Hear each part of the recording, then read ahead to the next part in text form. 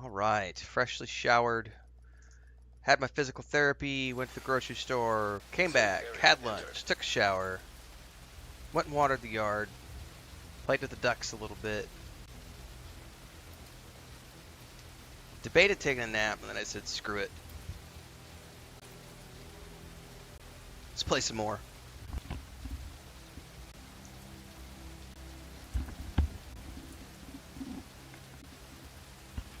All right.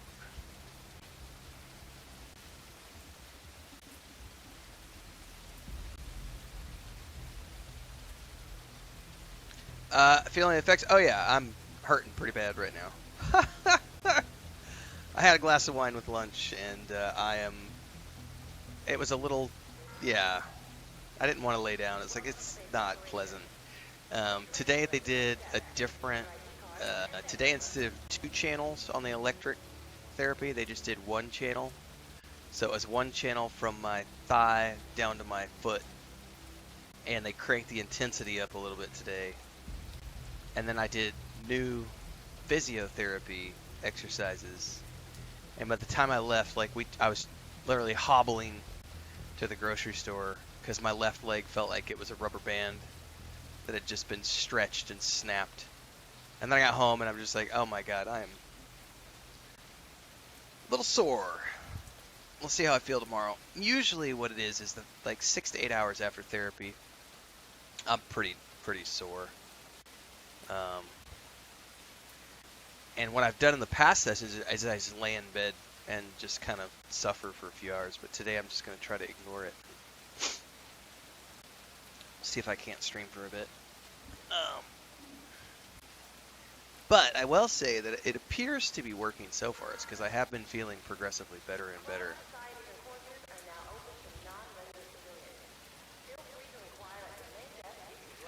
That is the hope. This will be a distraction. Correct. We've got a new skill for Daredevil Born Again starts tonight, guys. So I'll get those 2 reviews. I'll get those 2 episodes reviewed for tomorrow.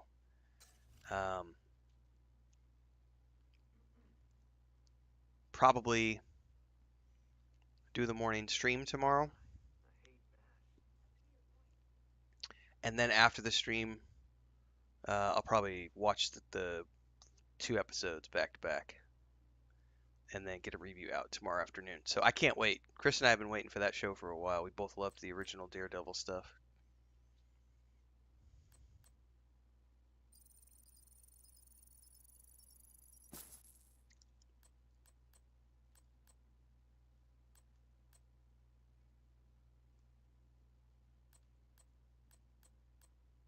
Well, I am maxed on what I can do with these.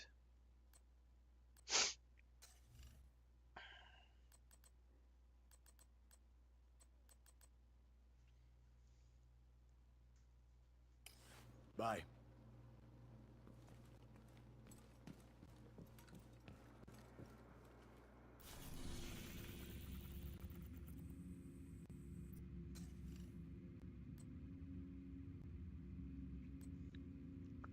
East Mall, Federal Triangle. East Mall. Alright, I need to complete 2 activities here.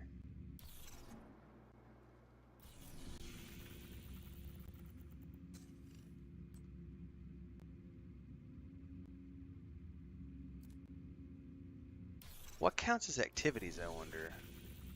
Max said your video continues to be done this game. Nice. I think it's worth a shot.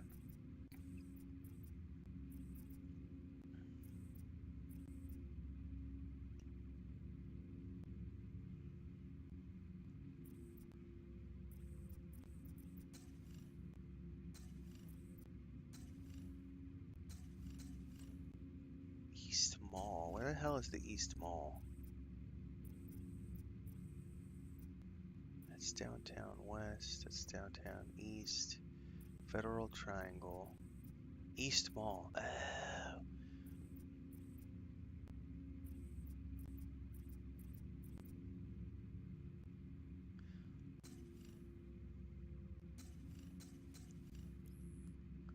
I wonder what counts as activities. Is it like things on the map, or does it have to be side missions? I wonder.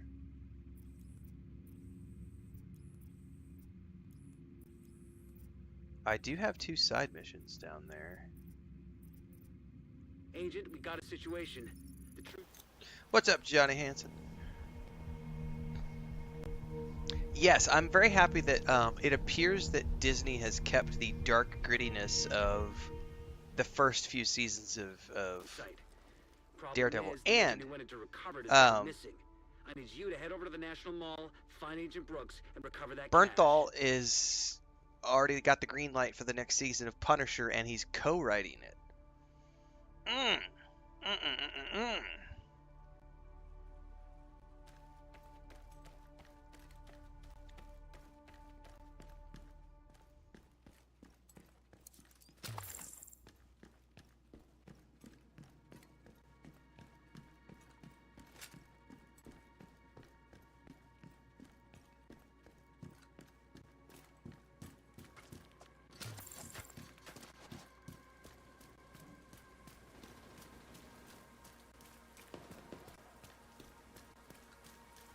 Looks like the True Sons are using this control point as some kind of supply depot. Not many guards, but the place is locked down. Then we need another way in. Agent, this control point is built over an underground parking lot. There should be pedestrian access to the lower levels. Look for an elevator. Look for an elevator.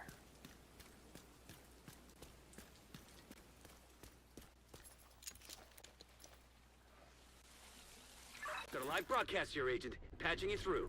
This is Agent Brooks to friendly units. The True Sons have me pinned down. I require assistance. Got new contracts, Agent.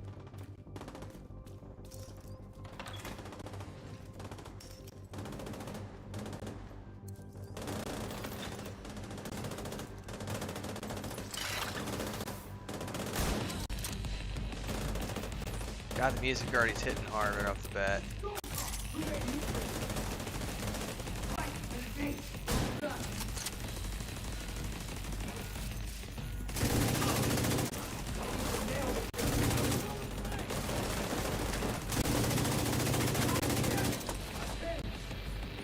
Jesus Christ. Oh, you scared the hell out of me.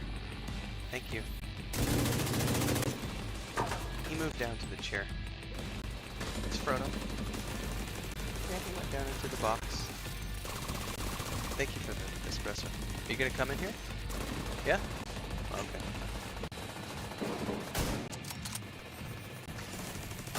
"16-hour shifts. Oh man, those are never fun." Well, I'm glad you're home, Johnny. Time to relax, play some games, take the stress out. Off. Take the stress out. Kick. You know what that means.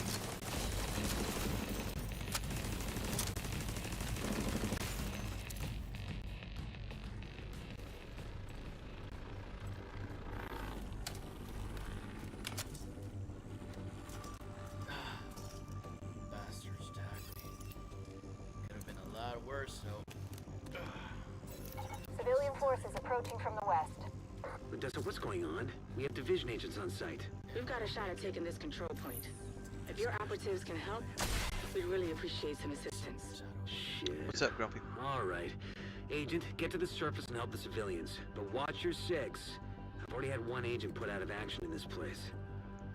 Can't afford to lose another.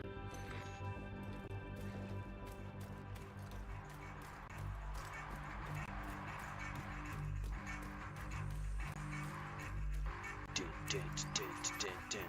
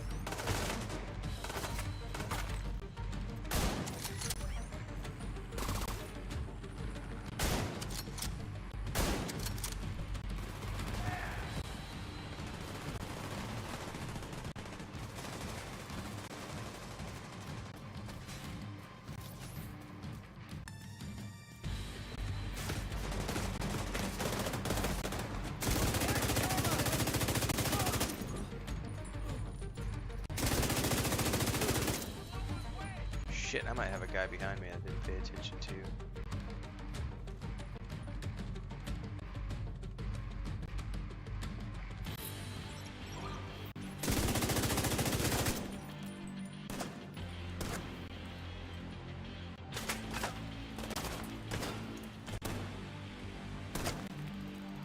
Oh, they're up top.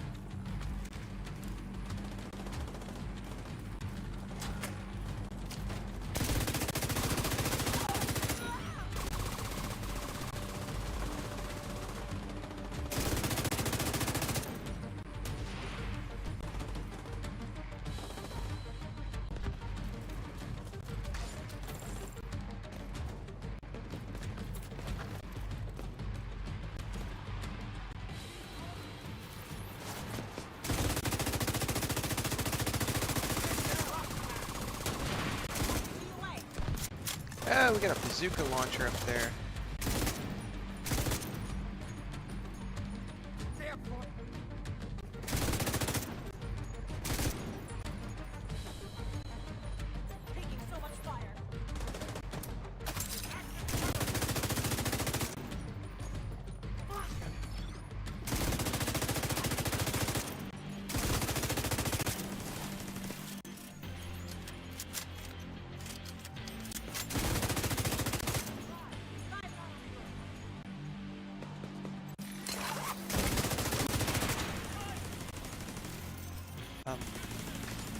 This one. Gracias. Be safe. Hey, Chris.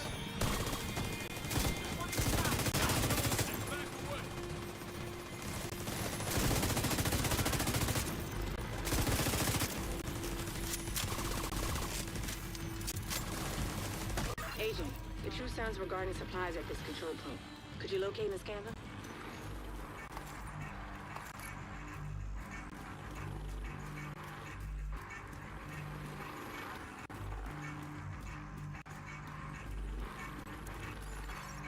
Detected.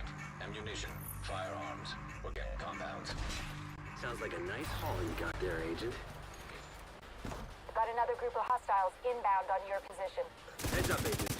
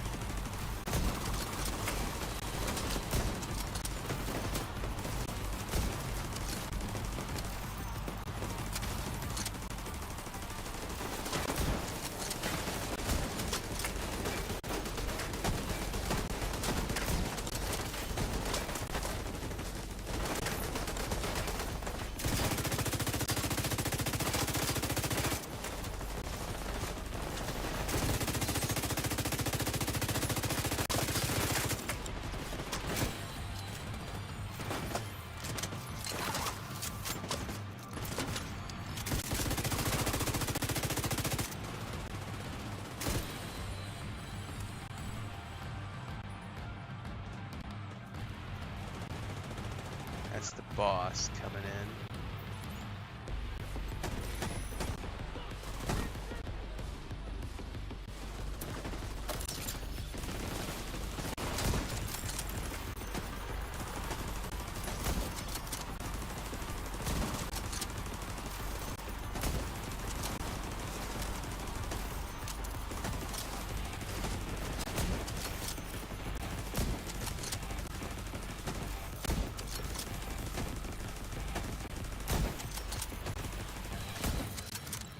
Thanks for the assist back there. Glad we could help out. Agent, get that Shade Tech cash back to the White House. We'll turn it into something you can use in the field. Copy that.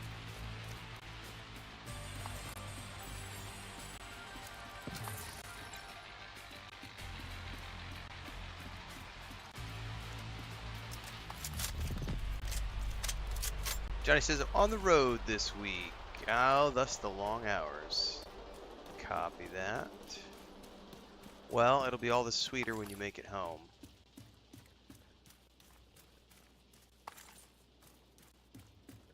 I know when I was, my trip that I took last summer, it was like 3 weeks, and I didn't get any console gaming in the whole 3 weeks, but I did fun. I was visiting my family and stuff, but dude, I was jonesing, and I got home and it was like, sweet, sweet gaming oblivion.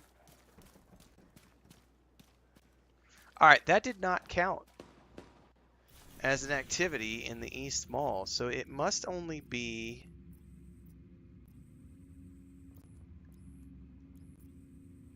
I'm guessing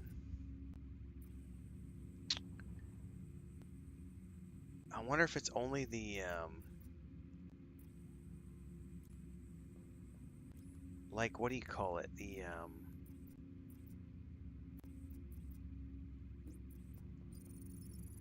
question mark things.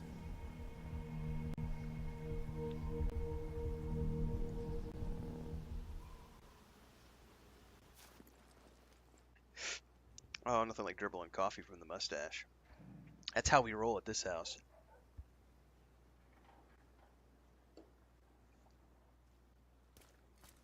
It's also how you know it's time to trim the mustache.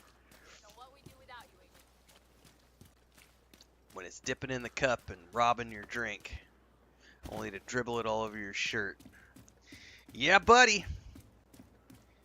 Pretty soon I'll be that Warcraft meme guy that South Park did. I just need to gain a few 100 pounds. Some mustard stains on my t-shirt. Maybe stop showering for a week or so. Detected. From the control point in proximity.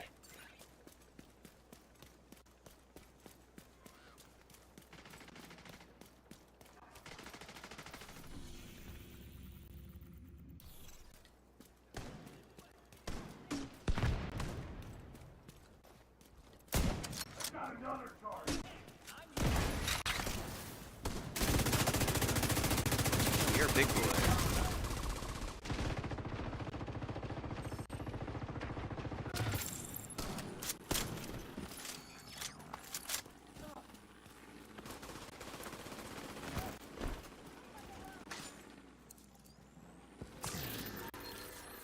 It's all over now.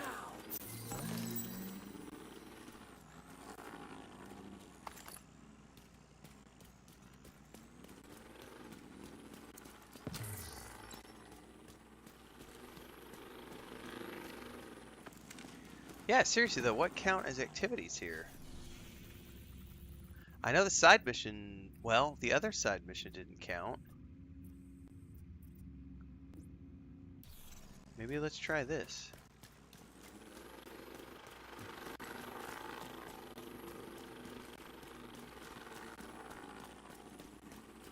Like the question mark things, James Bailey? Because I sure as shit don't see any of the question mark thingies on the map.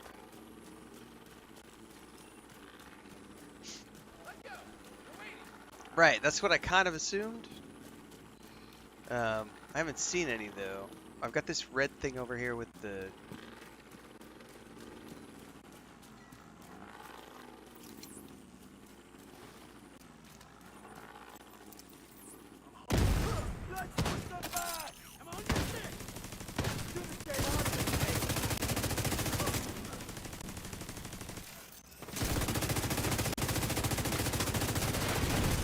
shit on me.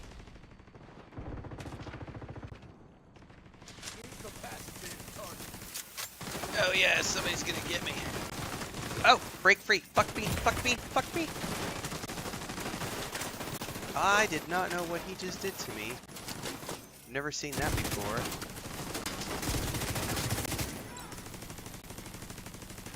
He like froze me with some foam or something. I think somebody's about to jump onto me.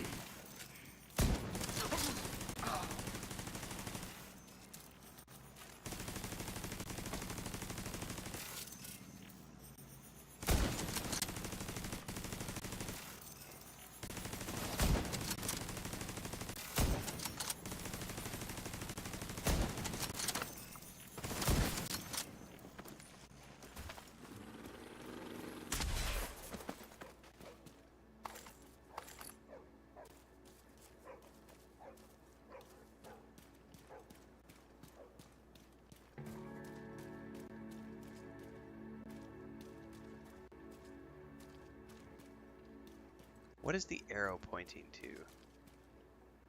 Is this the third stream of the day? It is technically the third. Yeah, but it's I kind of count the first couple streams of the day were sort of the same stream, Gerbum, because it was just back to back. But technically, yes, this is the third stream. Technically.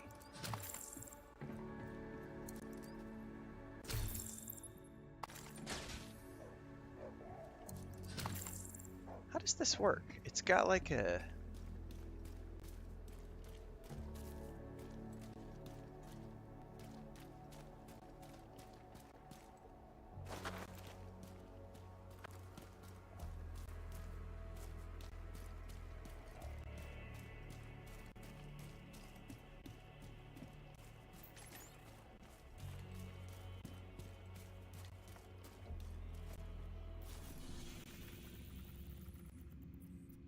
Resource node. True Sons. I guess it's just clear them out because they drop materials? Because I cleared them. I don't see anything else around here. It's the first time I've done one of these. Huh. Well, okay. Oh, I got a question mark thing. I definitely want that because that's one of the activities. Eh. Sure beats a hunting rifle. Get ready!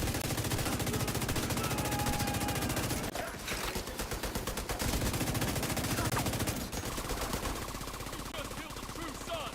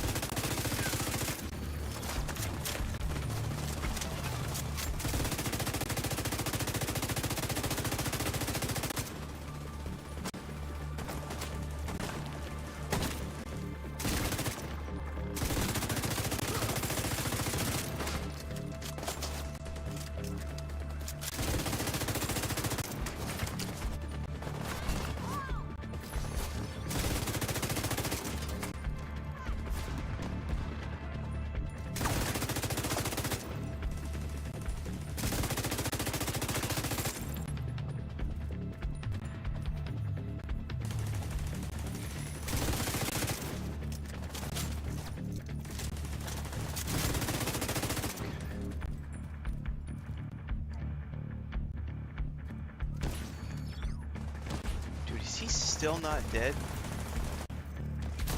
Or he is now.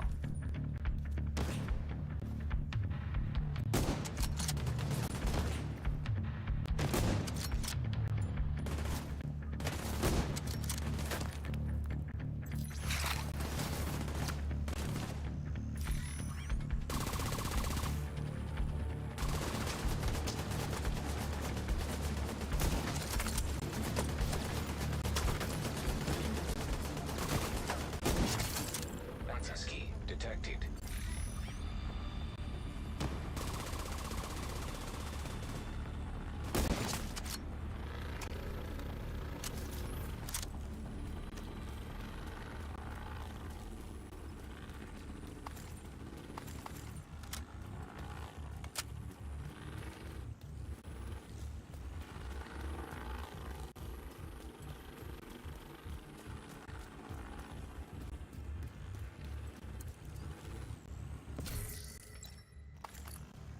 Hey, Agent.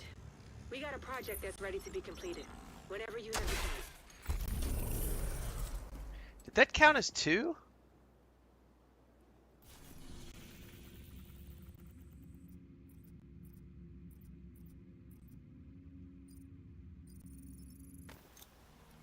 I thought I had to do 2 activities.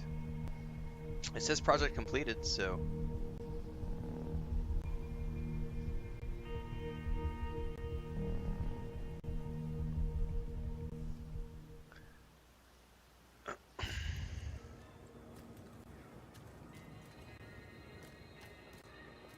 We'd appreciate any help you can offer.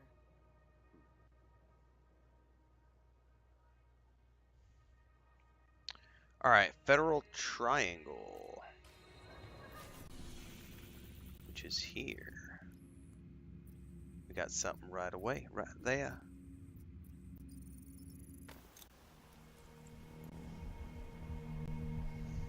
It's the third stream of the day.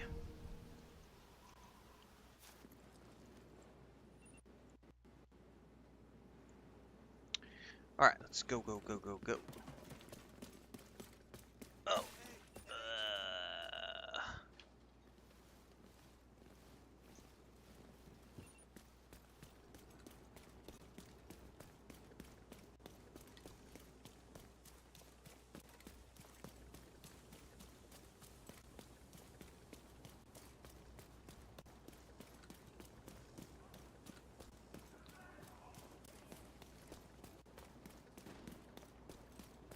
Shit, did it go away? I think it disappeared. No, it's still there.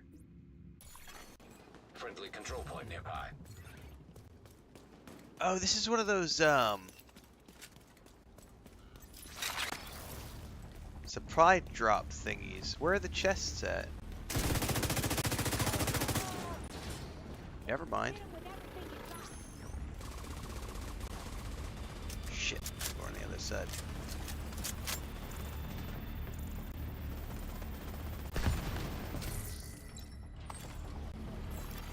Supply drop claimed.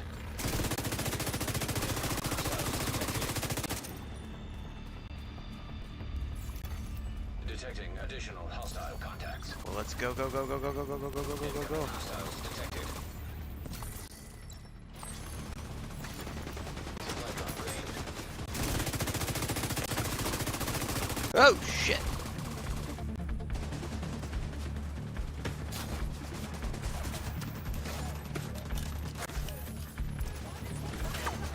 Detecting additional hostile contacts.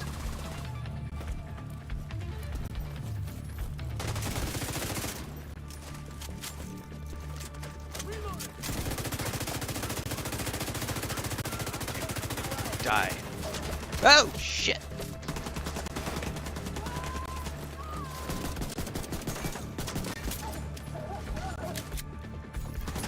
Incoming hostiles detected.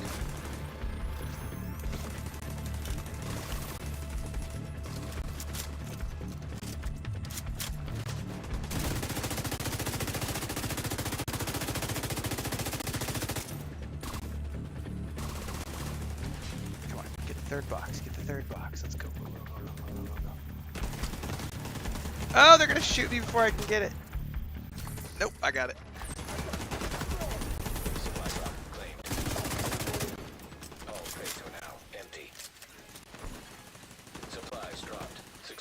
Oh, no, get away from that thing.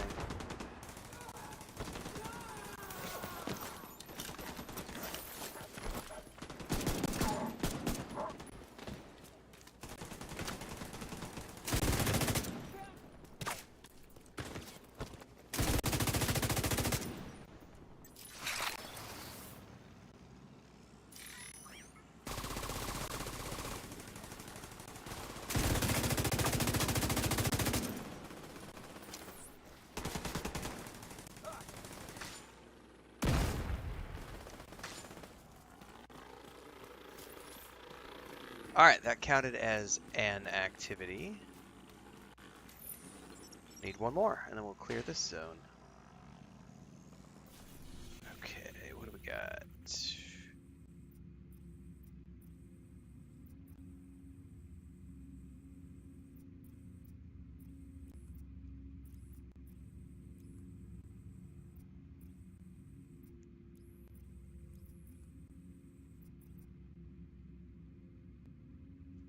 I mean...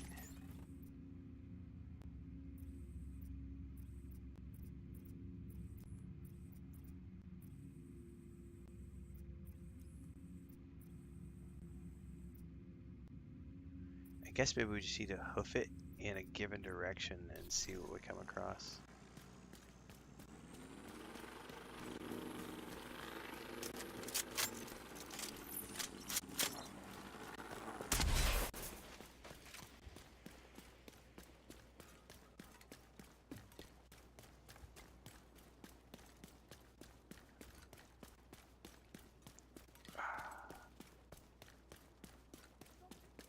Maybe check over.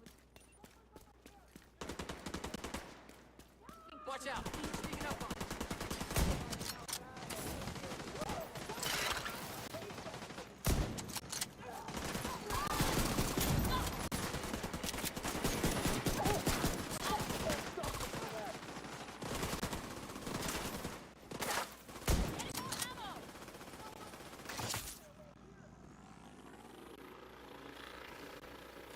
There you are.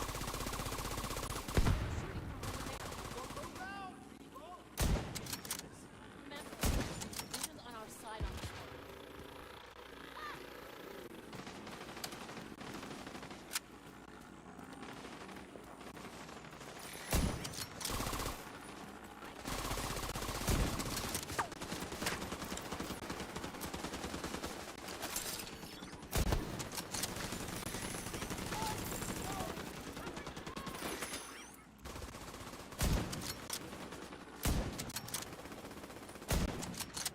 Stay the fuck away!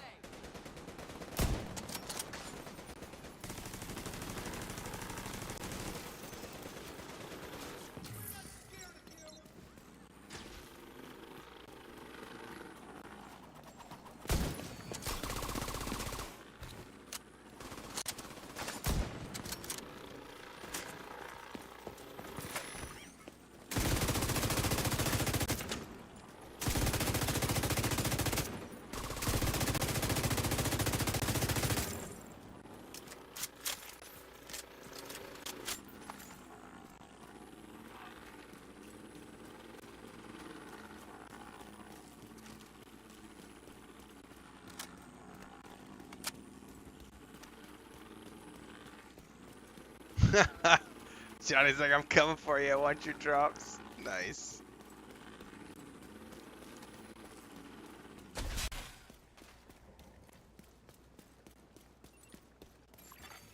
Detected. From the control point in proximity.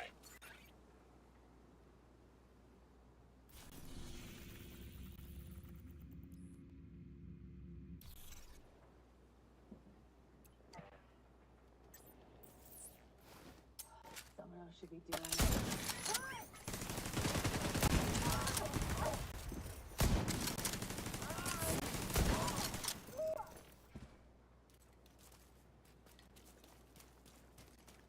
I love it, Denny.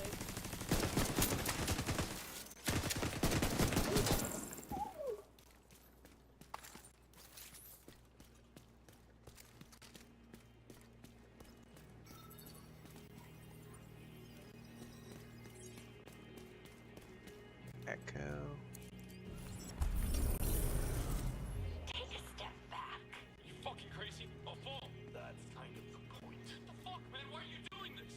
know why. You burned too many bridges. There's no room for shitheads like you on the council. No room for shitheads like you.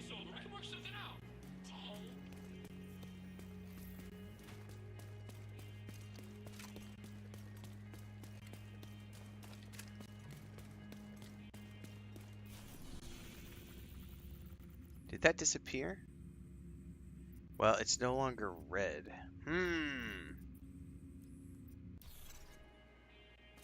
See, I don't want to go into downtown east.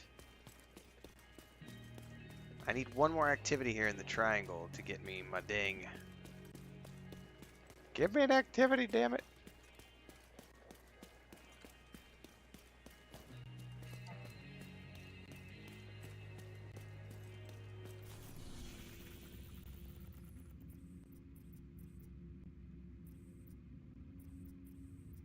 Oh, I got something over here.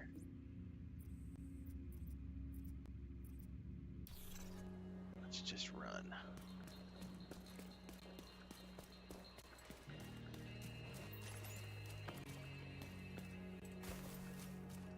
Don't know if it'll disappear.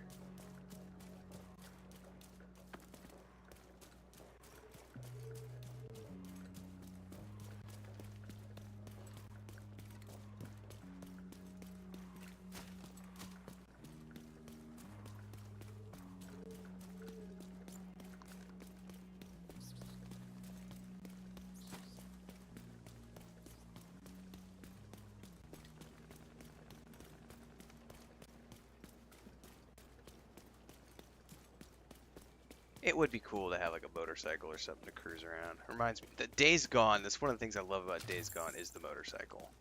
It is a hell of a lot of fun to roll around on the bike.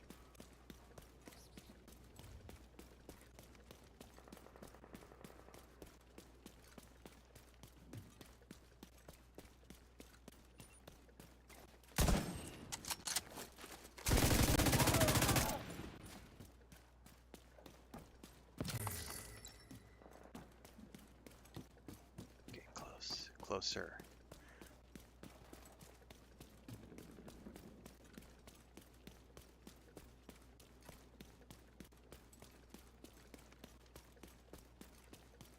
Oh, those doors just opened.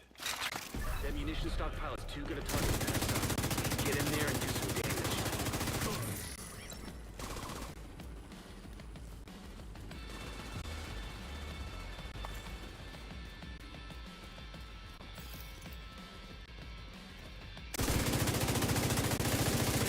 Hello, motherfuckers!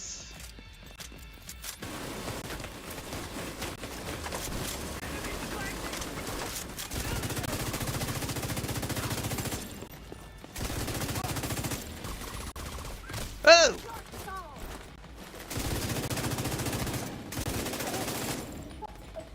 Came at me from behind.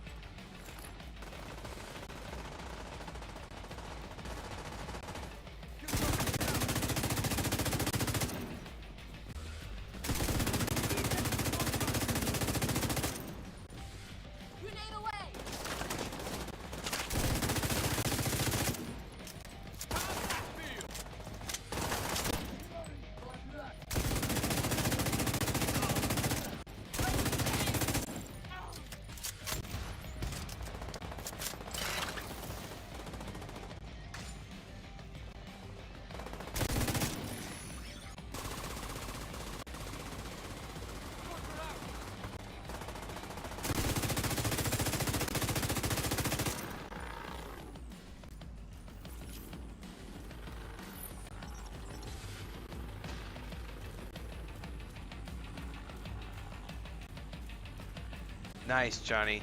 I'm like pure assault. Like I'm kind of squishy, but it's all good.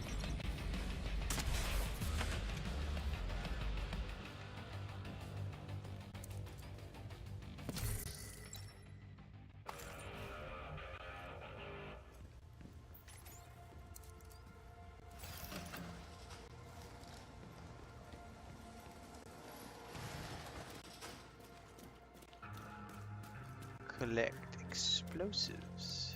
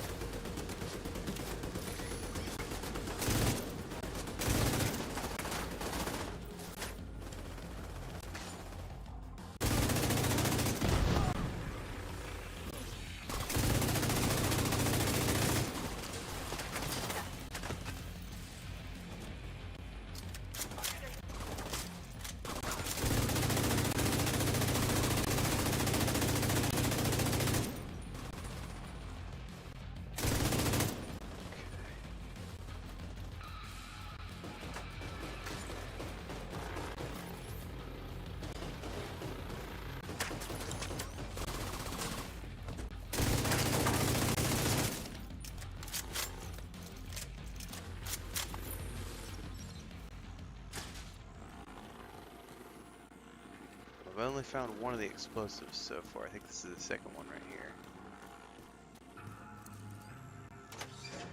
It's two.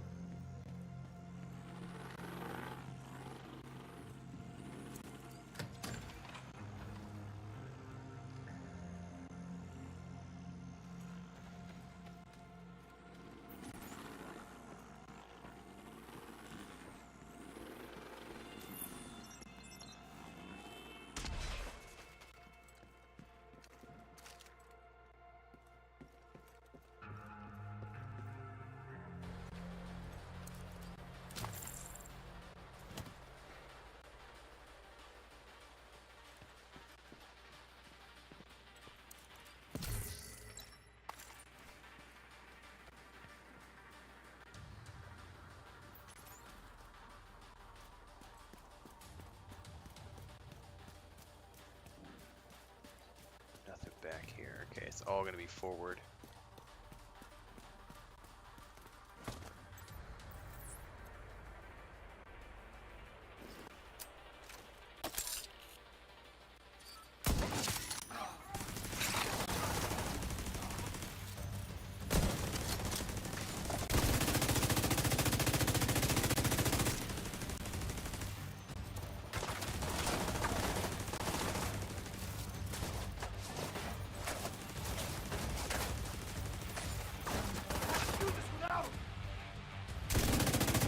Boom! Shakalaka!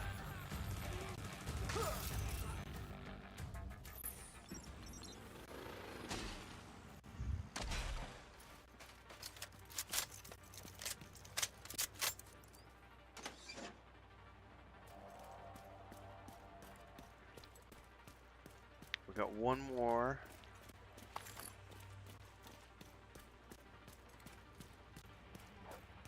Gotcha. It sounds like an angry dog. I don't like angry dogs.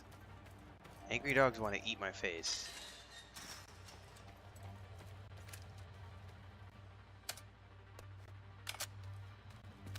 Oh, this looks like a place for an ambush if I ever saw one.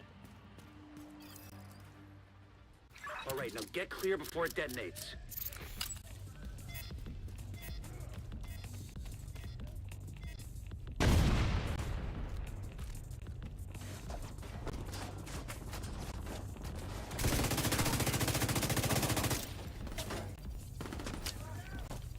Look out! Getting ready to play!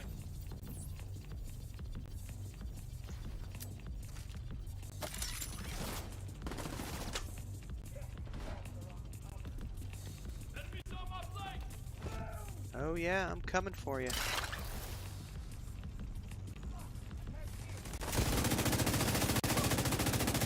You can't see me because I want to be ninja.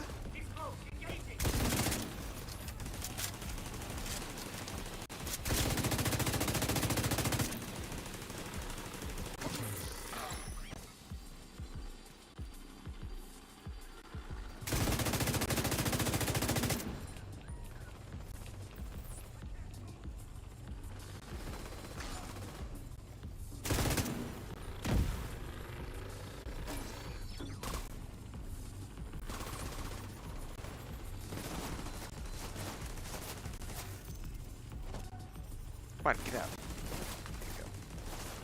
Oh shit, that's a bunch of dudes. Oh no. That's bosses. Oh no. This is a bad place to be.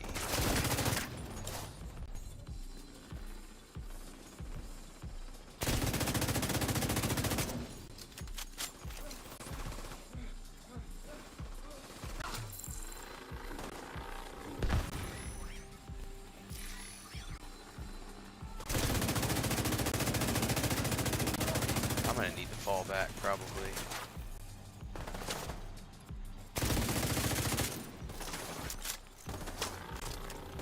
I'm out of grenades, finally.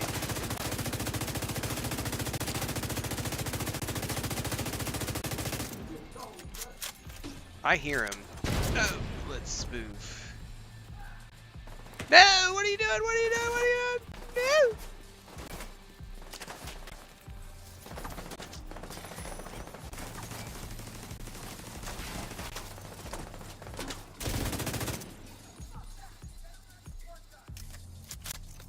support gun. They've got a support gun. I'm screwed.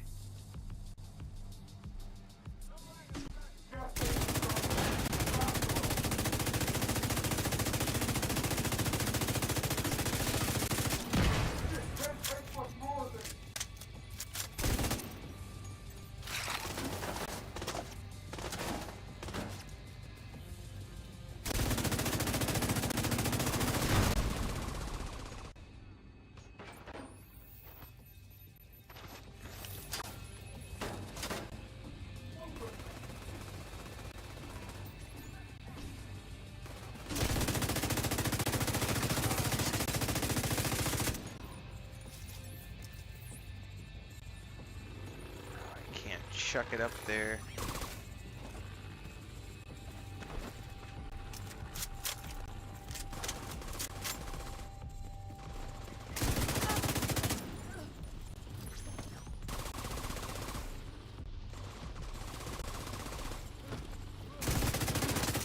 Got it. We're in the clear. We are in the clear.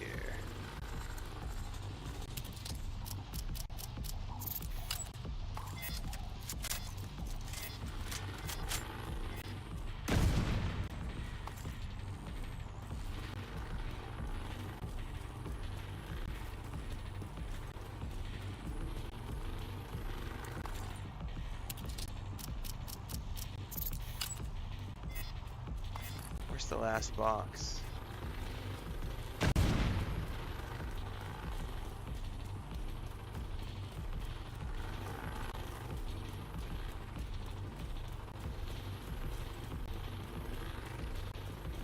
Aw.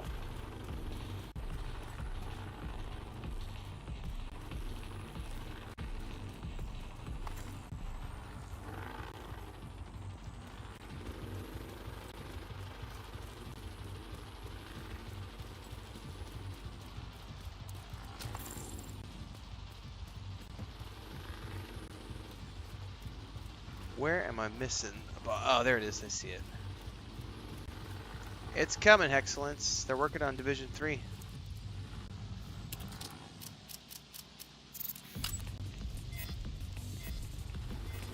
That is literally what they're working on right now. Ever since they stopped, not stopped, ever since they released Star Wars True Outlaws. Sons won't be able to launch any major offensives in this area anytime soon. Good work. Alright, I got a blueprint out of that. Still did not count as an activity.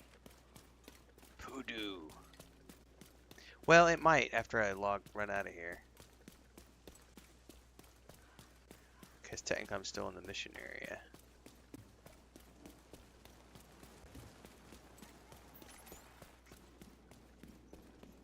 You are going to come in here and relax? Yeah, he moved up to the bed. Huh? Is Smeagol still in the living room? You gonna relax with him? Take a break. Ugh.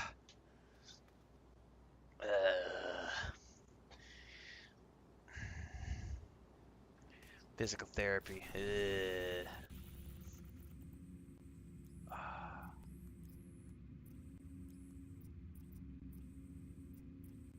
Man, I do not see another activity in this area.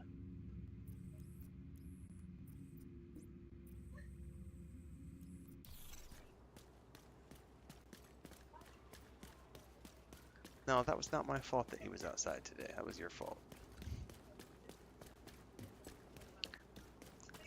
He got left in the backyard today when I went to physical therapy.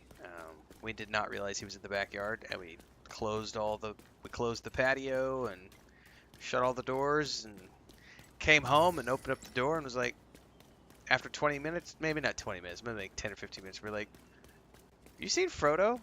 Nope. Uh-oh. Wonder where Frodo's at? And he got left outside. We opened up the back door and he was sitting there at the edge of the patio, door like, meow, meow, meow. Thankfully he didn't try to go in the woods while we were gone. He did try to go into the woods once we got home. He snuck out again and, like, got into the woods, which he's not supposed to do.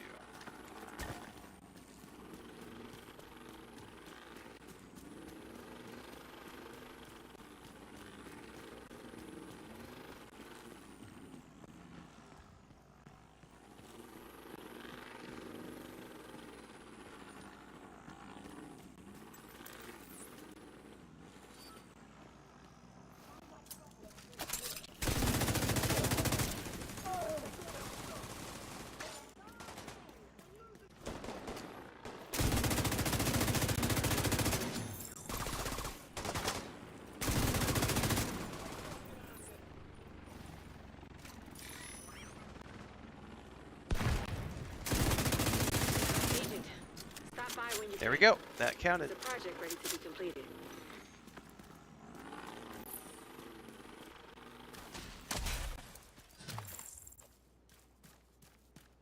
That's what I was looking for. Man, I cannot get comfortable right now. Oh, are you coming over here to say hi to Daddy? Come here. Come here. Are you lovey-dovey? You are. You're lovey-dovey right now. Oh, hello. Ha! Ha! Yes. What's up? Oh, purr, purr, purr. Did Mommy activate your purr button? Oh, now you're looking at Mommy. Wait, where do you want to go? What do you want to do? Where are you going? What's up?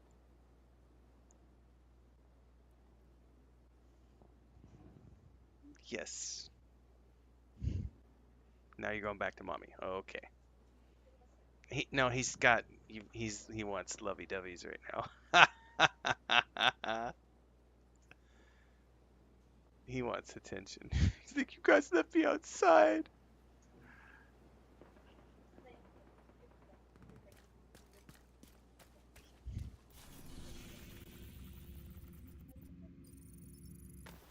Now the DLC, which was a battle royale thing, got canceled last year.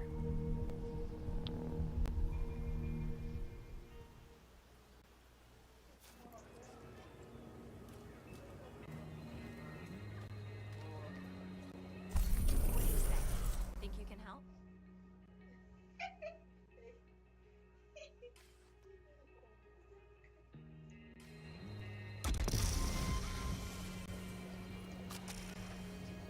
What?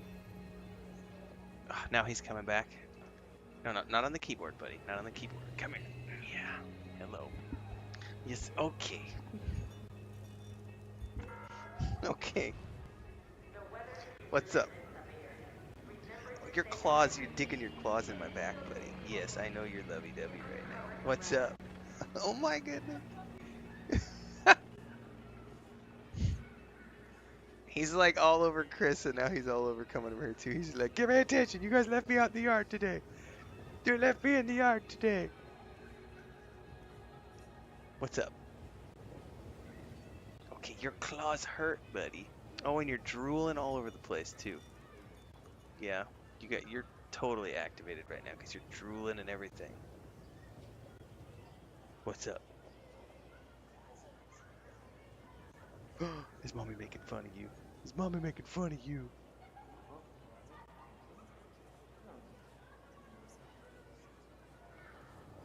Is he biting the chair? I can't see. Oh my goodness. He's gonna fall. That chair has no back on it.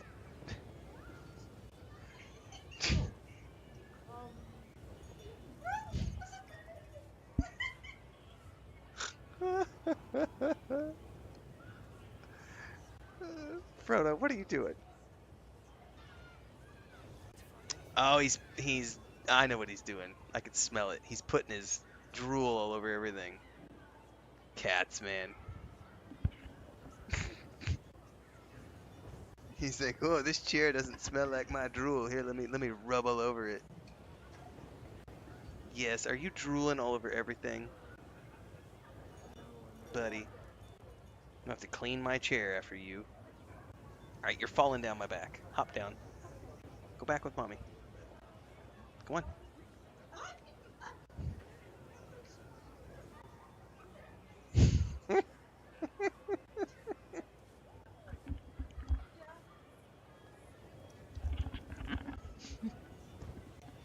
That's funny, man.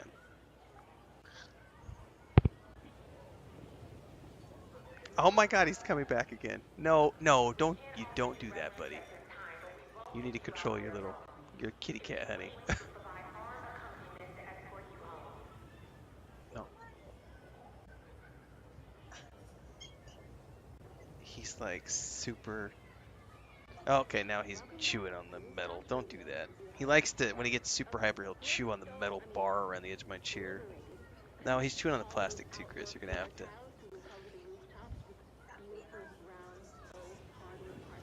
Good boy.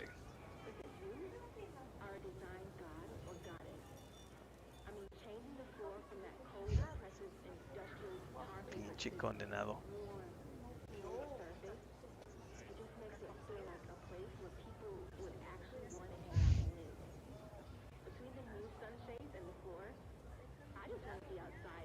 Is Smeagol still sleeping?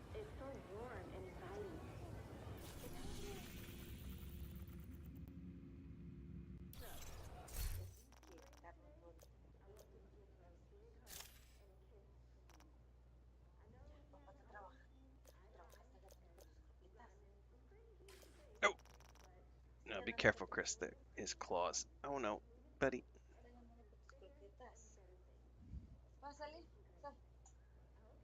Don't forget Blanca's outside.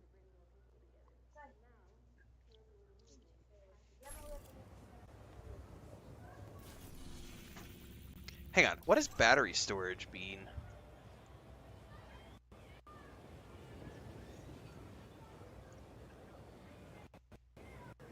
Because it says check out the new battery storage. Check out the new water filtration system.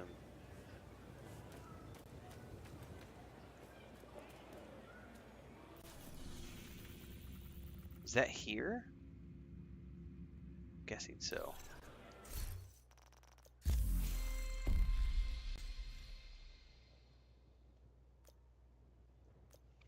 Alright. Complete territory controls. Craft some weapons. I'm not going to be able to claim a... Well, I might be able to claim one of the freebies.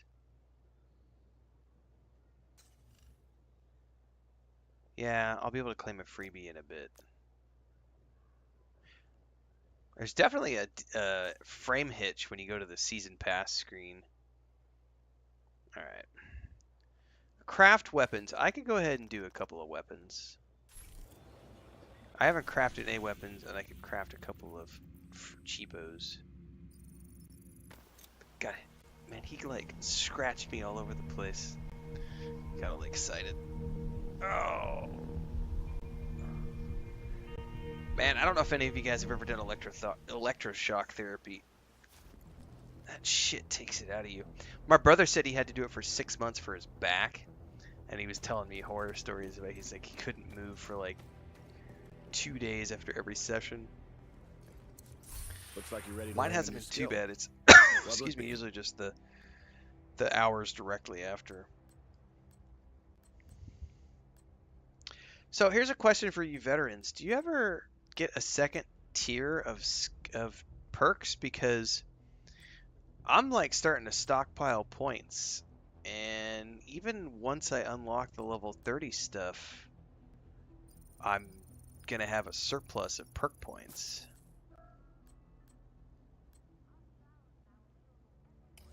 See ya.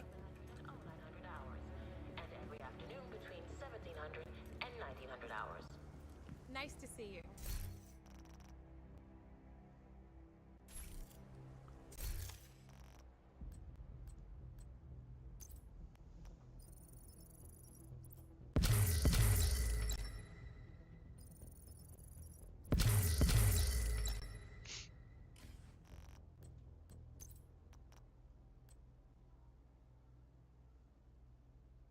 Holy crap, that thing does 4,000 damage.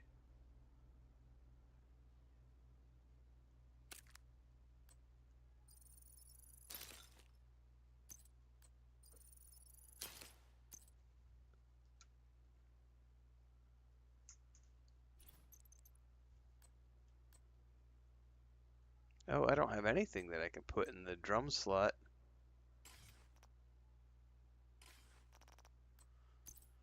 Okay, no. If it's got crappy mags, they're getting deconstructed.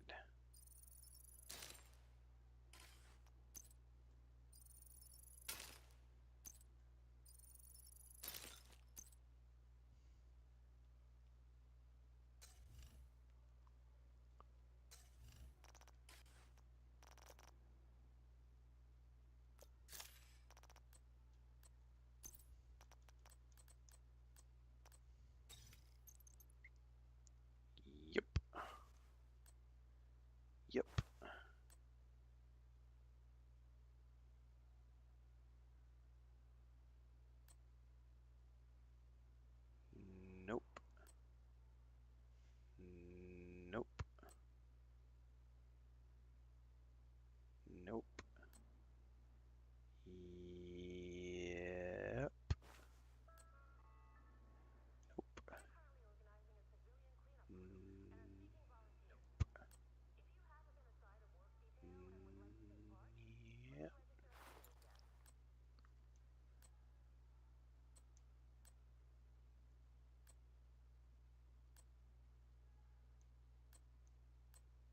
Alright, I could decon all that stuff. Alright, somebody told me earlier that I could mark all of these as junk.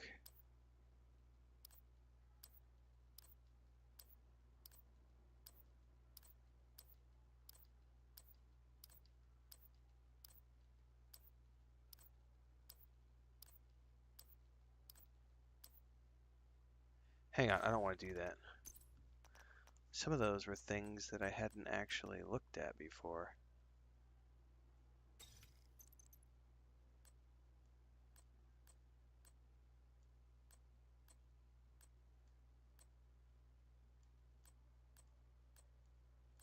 Right?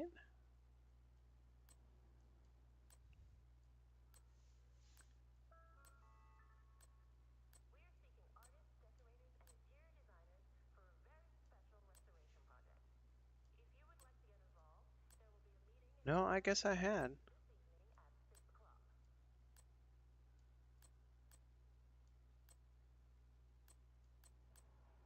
They were just low-level stuff. Okay. Alright, so I gotta go mark that stuff all as junk again. And then I should be able to mass deconstruct.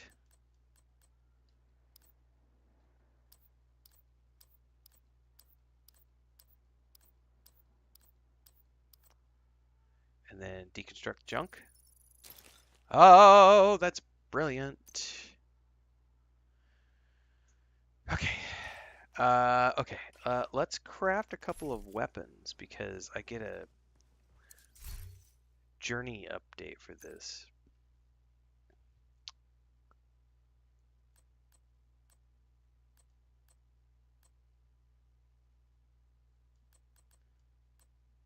Can I actually do something that I want? No.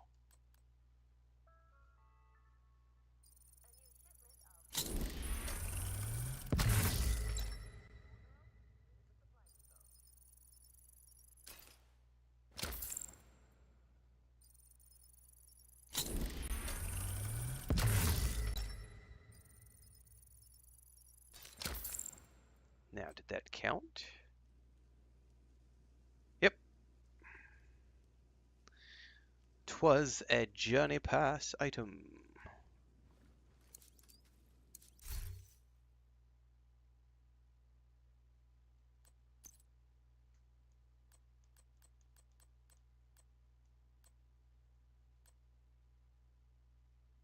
Dude, I can make all these now. Hold on. Craft.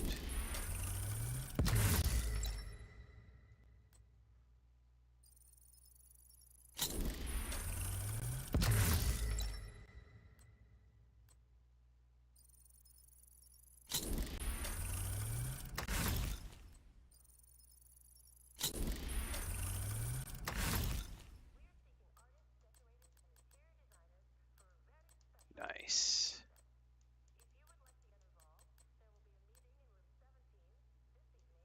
Sweet. Okay. Okay, so those are now made. What's up, Sanjo? Still nothing I can put there, though. That's sad. Sad face. Okay.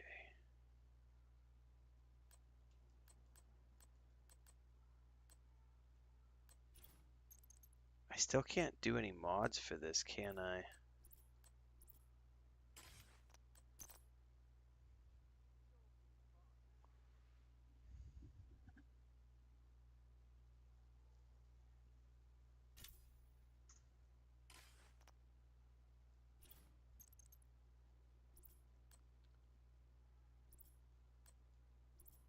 Man, I can't wait till I can get some mods for the drone.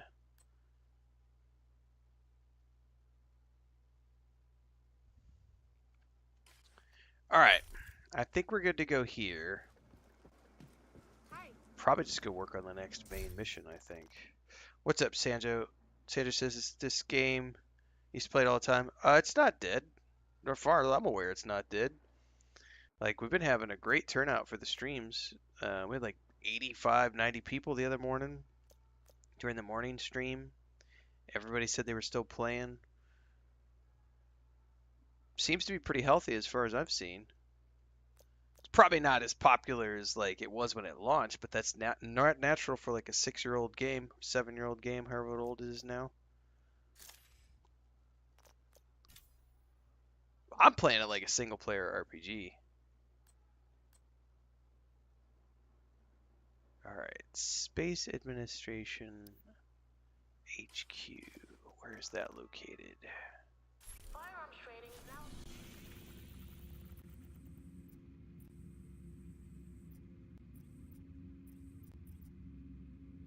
Right there.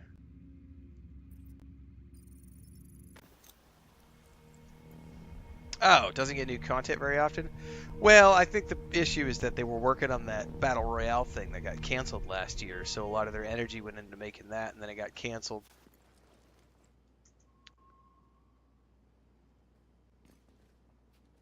She hasn't ever had anything for sale so far. Let me go back and check really quick, Ben. Since you mentioned it, I did not check this time. But I've been checking every couple times I go in there, and I've not seen any mods for sale yet.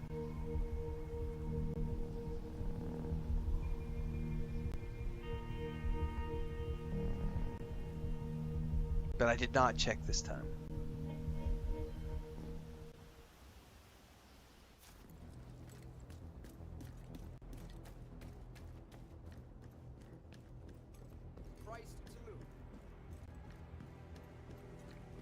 Good to see you. Thank you for saying something, because there's a turret mod and a drone mod, and I would not have thought to look. Thank you very much for reminding me to check. Sorry, That was brilliant, because now I actually have a couple of mods for my turrets and stuff.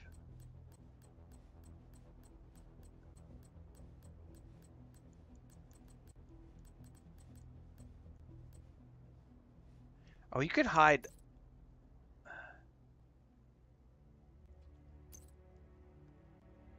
No, I wanted to. Wait, do I already own those? I guess so. I just bought them. Oh, I don't have printer filament. Where the hell do I get printer filament?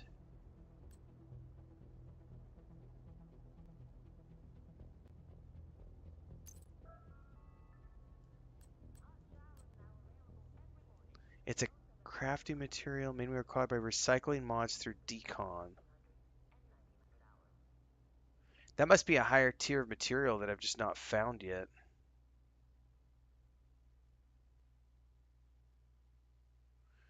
I take it you haven't seen my Monster Hunter video, Daddy Sanjo?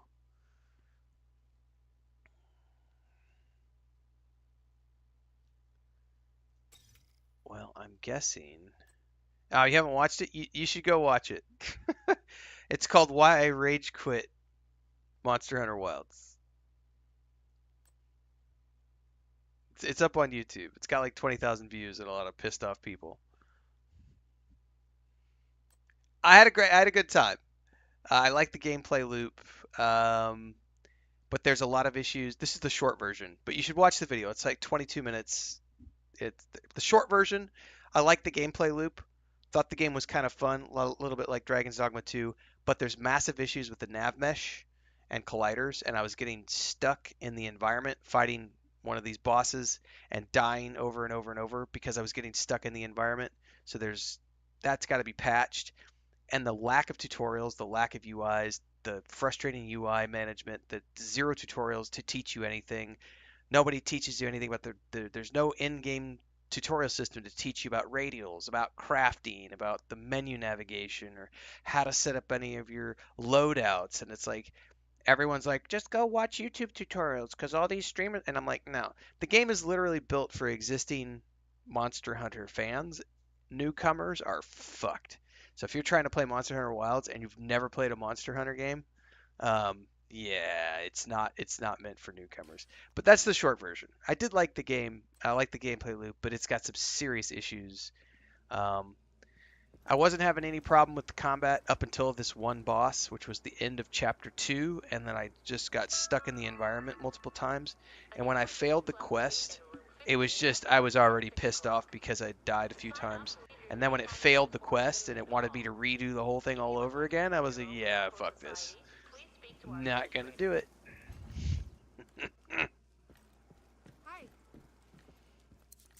Especially on top of all the issues with the... I can help you out. Oh, she's got all sorts of stuff here. Oh no, that's me. Never mind.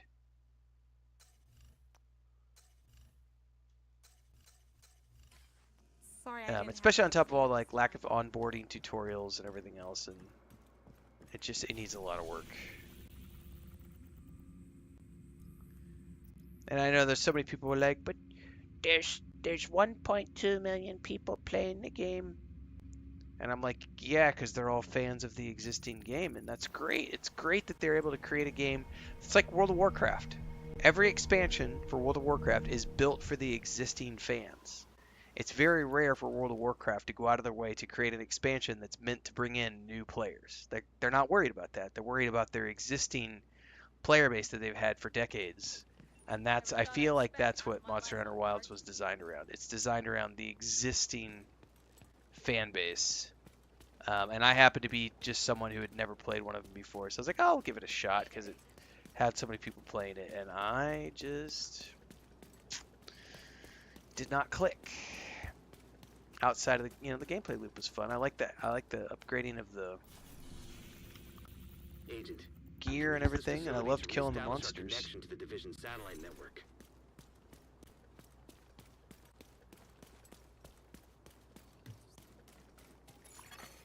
Friendly control point nearby.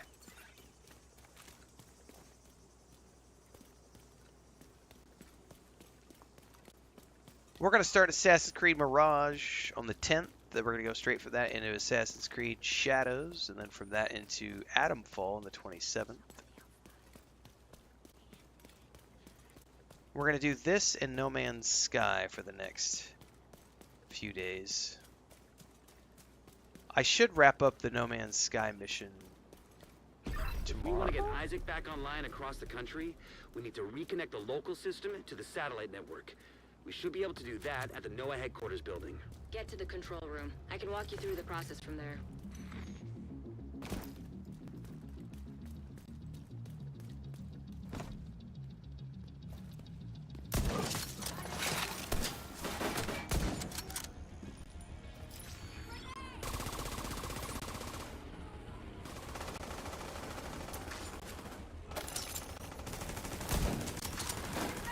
Michael Clark says, that was my first intro to the game, and I had trouble trying to find a stream to jump in on. It was just not speaking with me, and then when I saw your video, I understood that probably was not the case for me.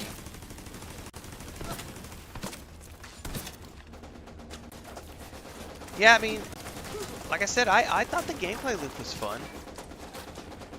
It was just the whole menu thing was getting on my nerves. But more than anything else, it was dying to a boss mob because I got stuck in the nav mesh and the geometry. And when a game has those kind of bugs in it, that's like something I haven't seen outside of like little indie games where the developers don't know what they're doing. Like if you're building a AAA game that costs tens of millions of dollars to make, you should not have any nav mesh issues. That's just bad game design.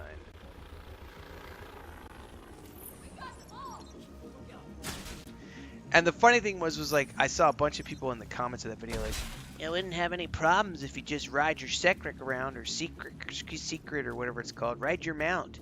The mount doesn't get stuck in the ground. It's like, what if I don't want to ride the mount? You do realize that you're riding the mount as a workaround to a problem that should not exist in a AAA game, right? Like, riding your mount around so that you don't get stuck in the nav mesh is not a solution. That's like a band-aid on a problem that exists. The control room is at the top of the atrium.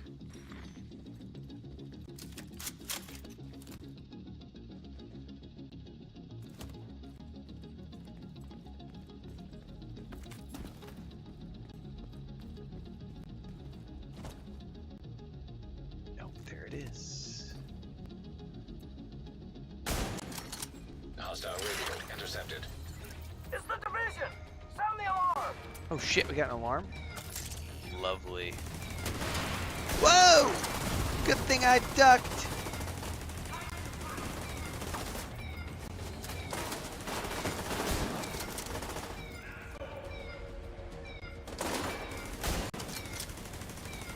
Dude, that was brilliant. That missile just like shot over me.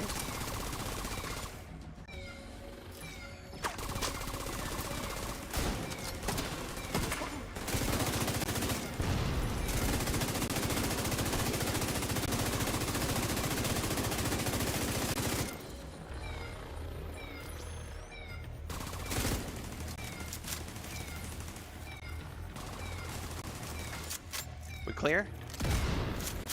We're clear. My goodness.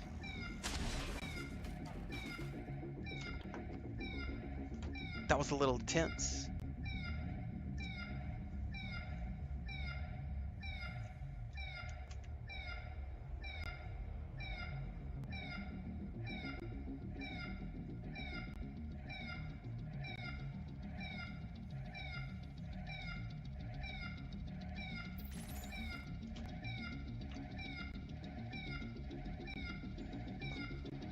Ben says I just did this mission like 5 minutes ago. Nice.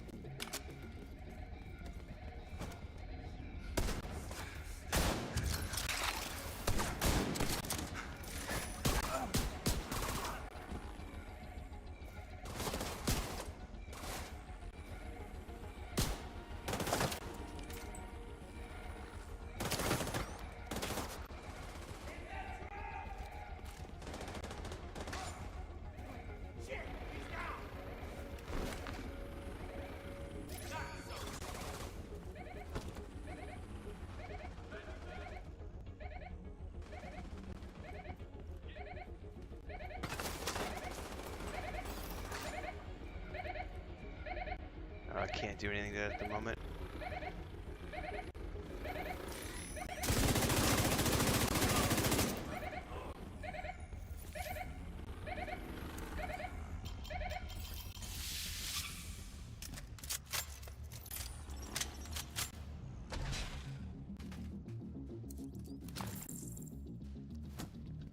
Yeah, Michael, it definitely feels like a game. And by the way, I've seen like Force Gaming and some other guys came out. I've not watched their videos yet, but they're talking about how the game has like, it was like 1.3 million something, and yet mostly negative reviews across the board. As from what I understand, I've not watched everybody's videos yet, but the reviews for Monster Hunter Wilds appear to be vastly just negative. And almost everything that I understand is related to poor performance across all platforms.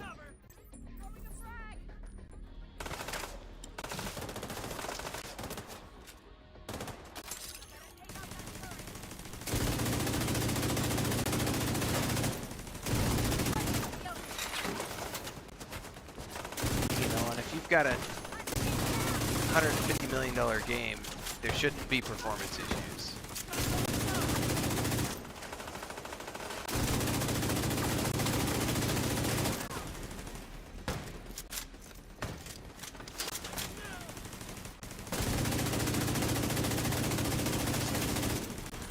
Like Kingdom Come Deliverance 2, $40 million game.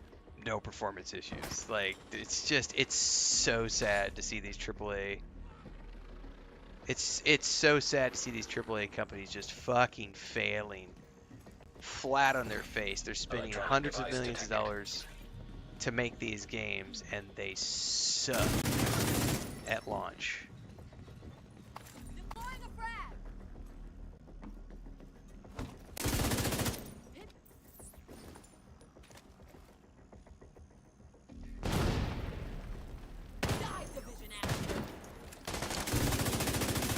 That's right. Back up into the grenade. Oh, I got you, bitch. Get moving! Back off!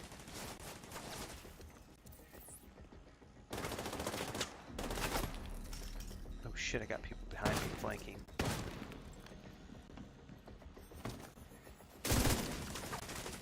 Pressing fire! Just lie down and...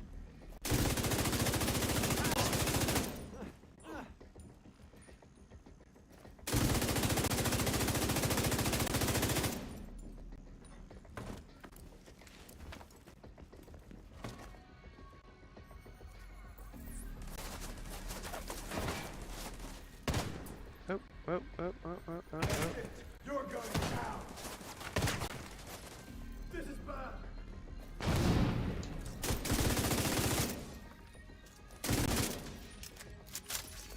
Yeah! Death! Shit. Is he running? Big baby. Alright, let's wait on my refreshes. Yeah, 5x. It's really unfortunate. Right, it you know, obviously a little patch and everything else. But it's just, it does paint a pretty silly picture, right? When you have these AAA companies who have been publishing games for 30 years who cannot release a performant game. Like, they push these franchise titles out as quickly as possible and just don't care.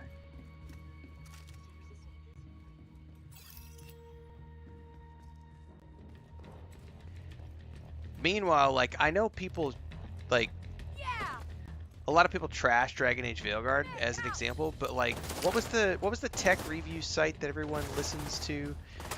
They gave it the like game of the year. Like, it was the best performing game that they saw in 2024.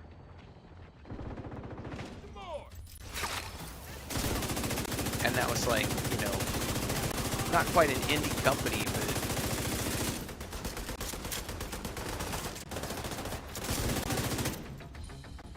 Avowed. Some issues on the PC, but the console performance was great.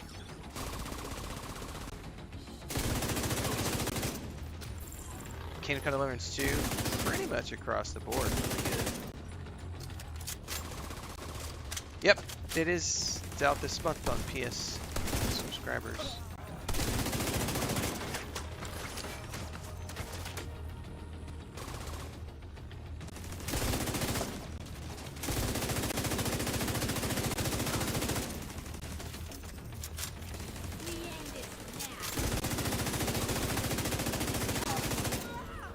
Heads up. I'm seeing hostile movement on the roof. Alright.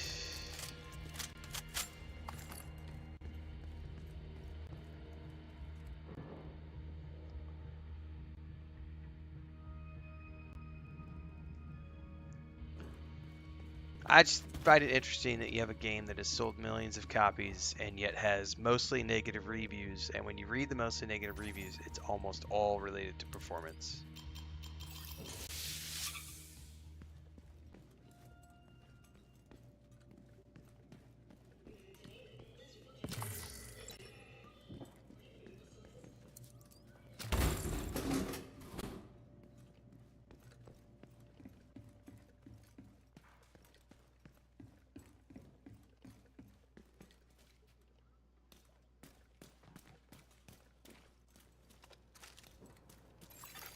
Control terminal offline. With the main terminal down, we're gonna have to walk through a bunch of extra steps. See if you can find a working computer. This one's working.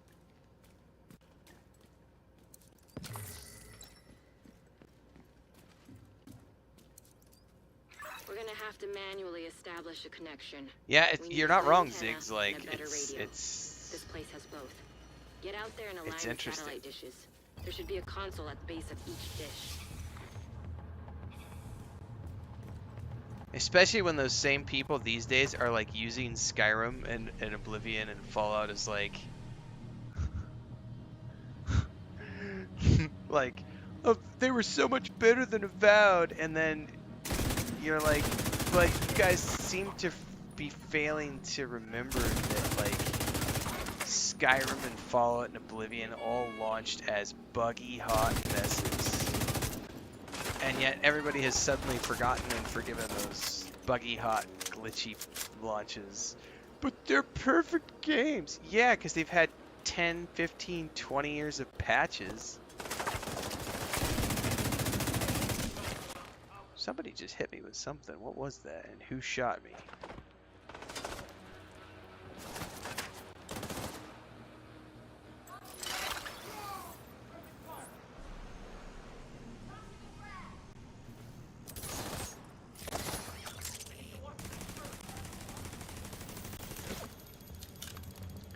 Rose-colored glasses for sure.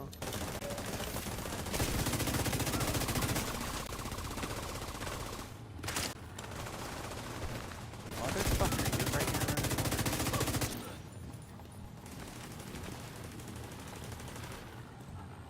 I've sent the coordinates for the dishes through Isaac. It shouldn't take too long to align them. You're still gonna have to adjust each dish, but this will speed up the process.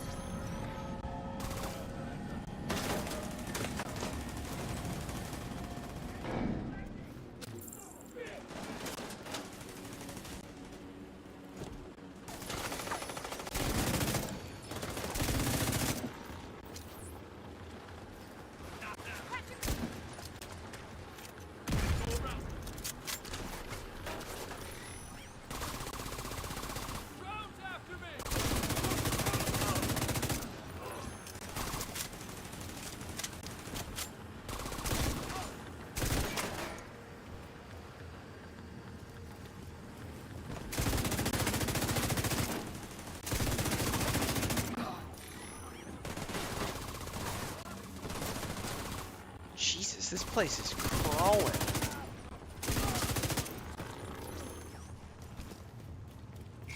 Oh shit, there's a turret.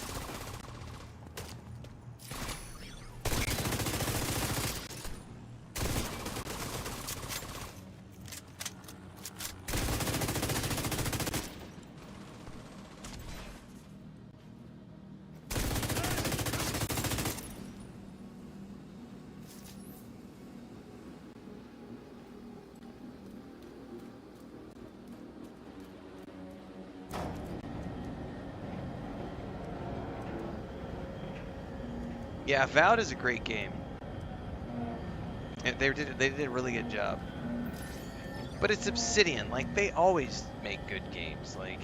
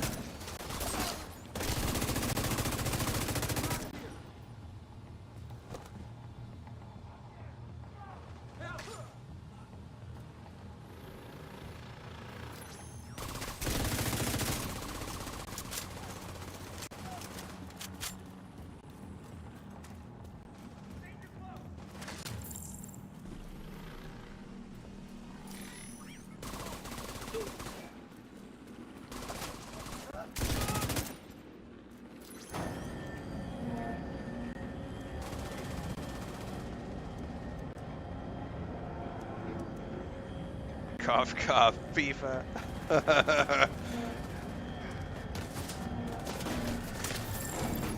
Satellites aligned and clear for transmission. Signal is in. But also, you know, I love the MLB franchise, MLB the show, also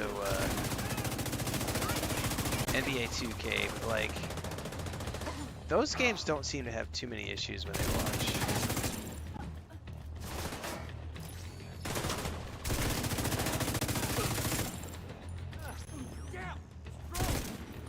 I don't feel they're too heavily monetized. But I don't participate in all the online stuff, so I guess it just kind of doesn't really impact me. I love MLB The Show. Like, this is the first year I haven't played. I didn't play the 2020. Actually, I don't know that I played last year's version.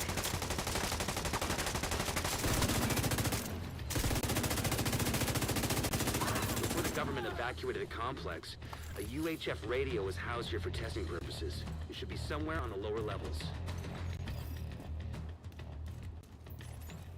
And I like the NBA 2K series. But those things, I mean, there's such huge time sinks these days. I can't really invest the time. Not when I'm trying to play so many other games.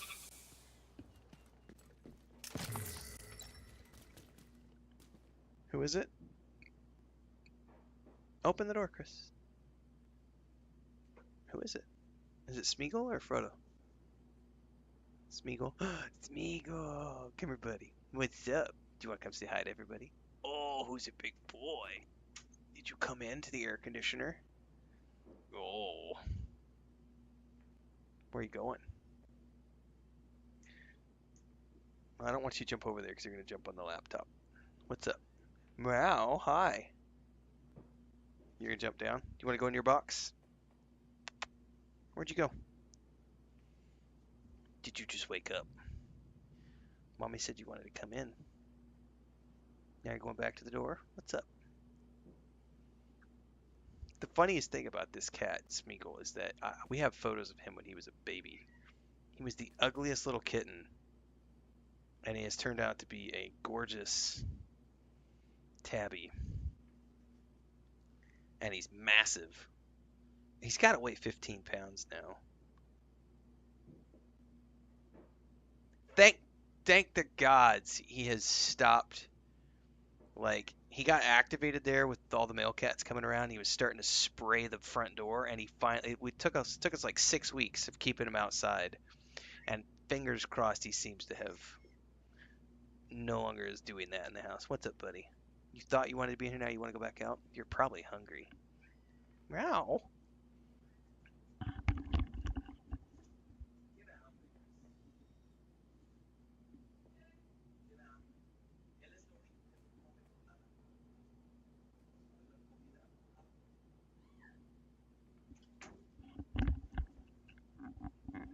All right. Okay.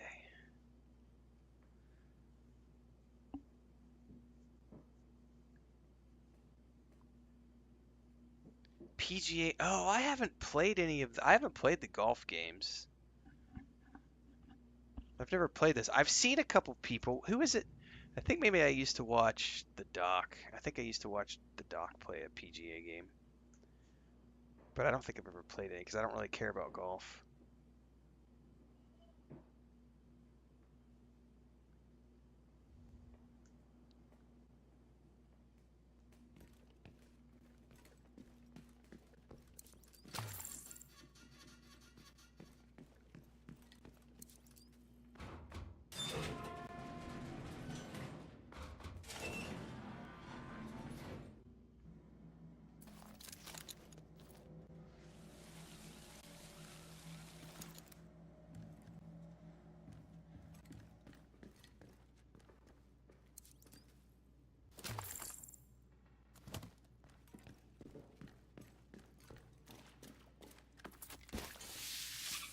That didn't sound good. That must have been the door.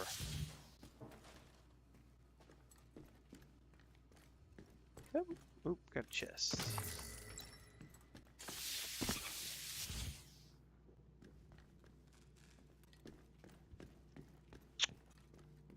Oh, can I? Nope, can't. Oh god, guys, I cannot get comfortable. My leg is spasming from the physical therapy today. I think I'm actually going to stand up for a little bit, see if I can't work that jank out.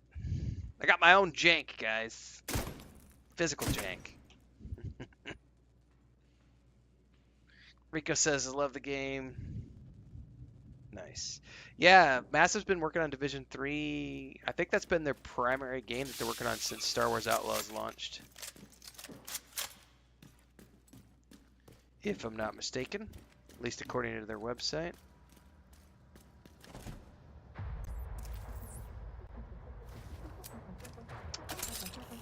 Damn it.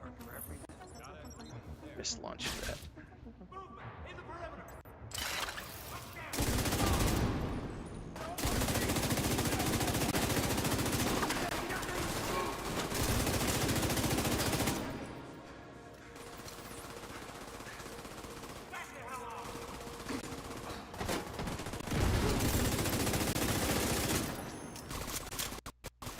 Oh, shit.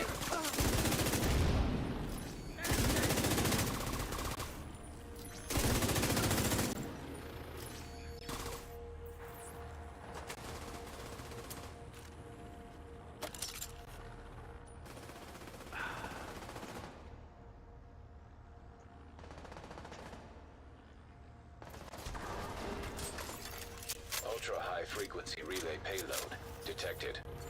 Bingo. That comms module has the transmitter we need to finalize communications with the satellites. Agent, activate the crane sequence, and we're in business.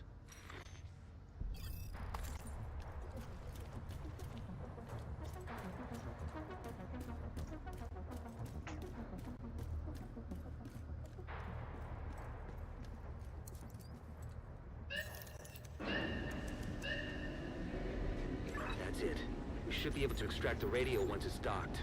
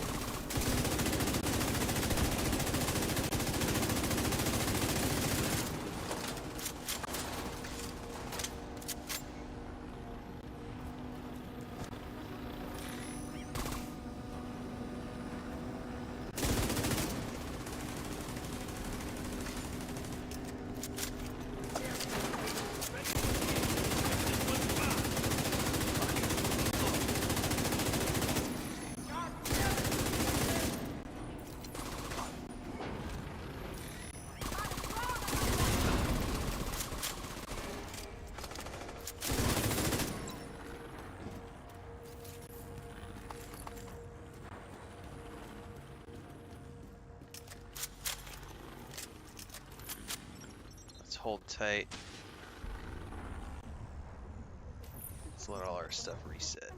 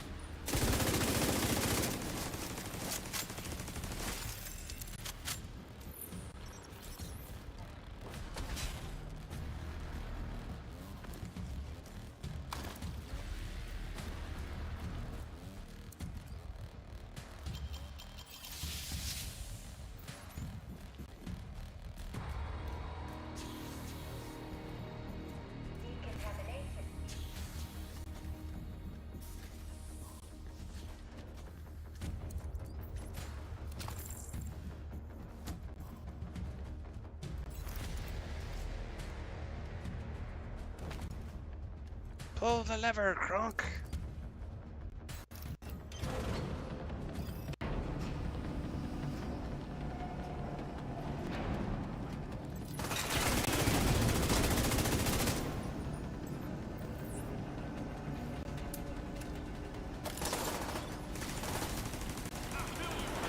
Whoa! Missiles!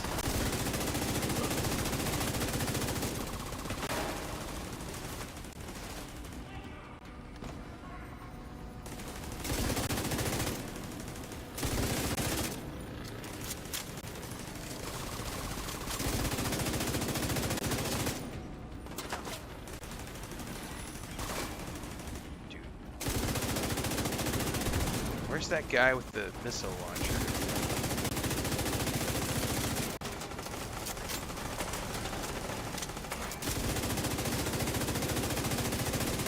Oh, there he is.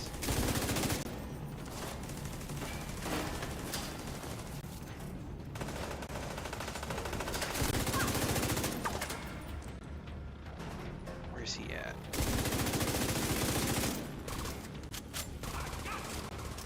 Well, that's maybe not him, but it's somebody. Okay.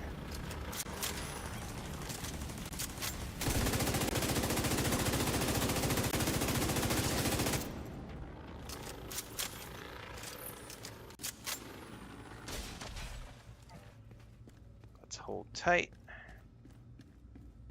Wait for my abilities to repop. It totally looks like something from a James Bond film. This room.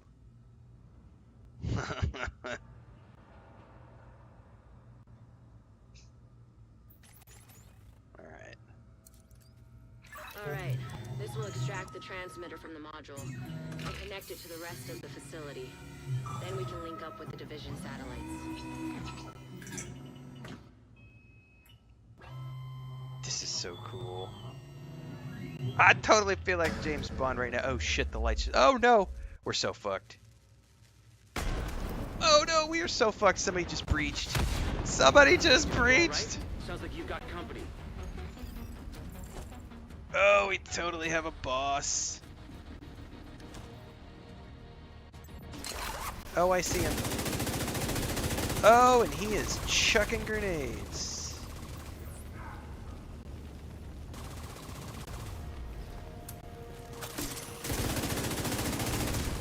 Ow, ow, ow, ow, ow, ow, ow, ow, ow.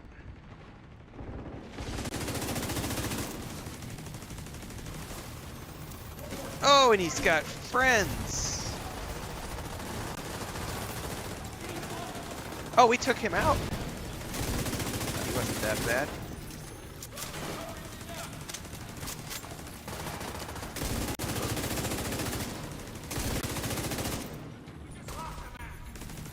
Oh, we lost more than one man.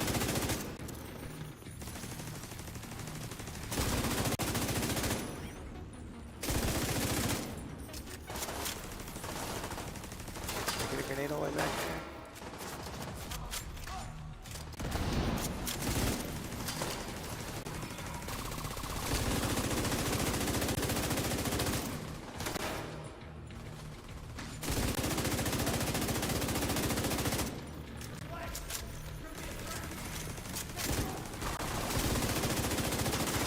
How many mofos are there in here?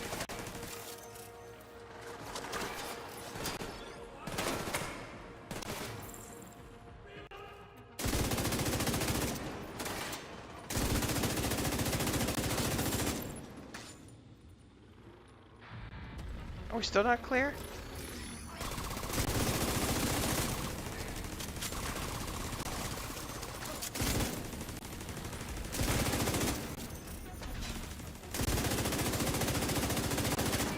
Oh, it's the one dude, and he's got like a sliver of health left. Pop your head up. Come on, don't be chicken. Oh, you know what?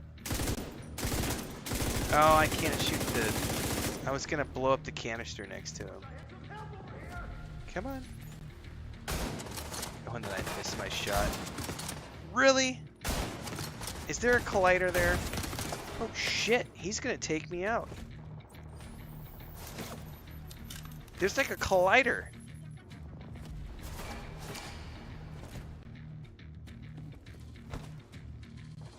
He can shoot me, but I can't shoot him. There we go. Motherfucker.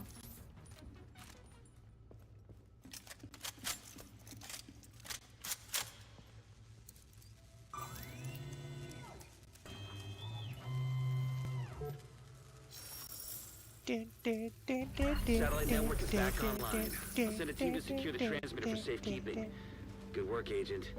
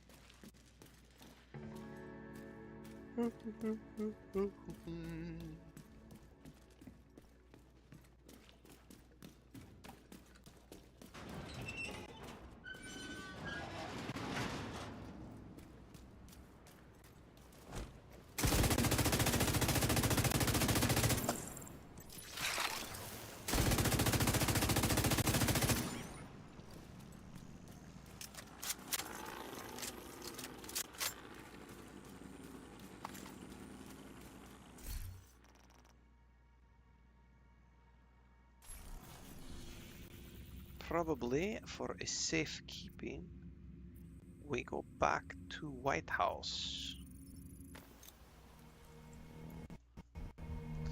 Your mission, should you choose to accept it, is to melt the bad guys with lots of bullets.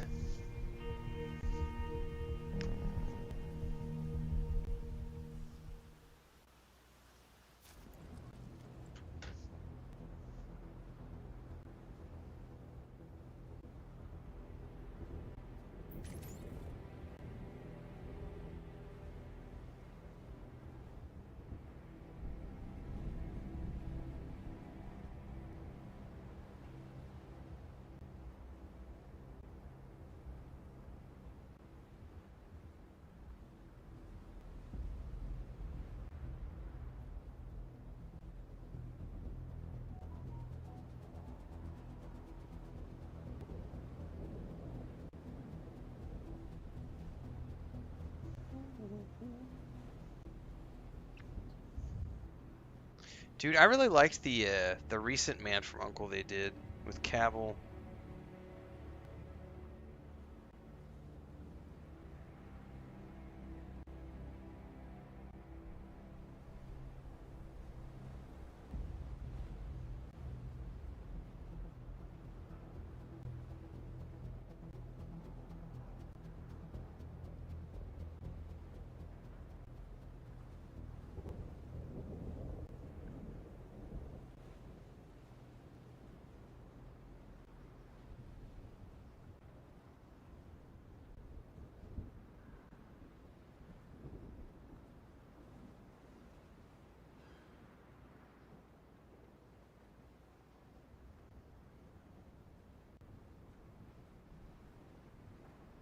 Now you're thinking of Dwayne "The Rock" Johnson. I could have been a pro footballer, but I became a movie star. I mean, excuse me, a WWE star. I mean, a movie star instead. I mean, a tequila vendor instead. I mean, a Monster Energy drink guy instead. Nah, gotta give credit to the hustle. All right, nothing wrong with branding the shit out of yourself, but it is a chuckle.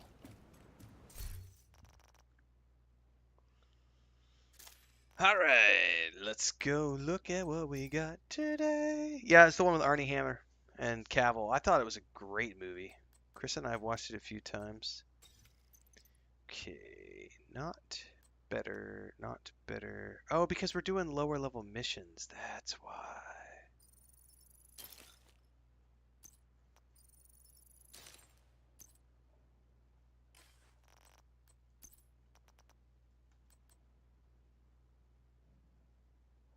Oh, I'm gonna replace that. Hold up.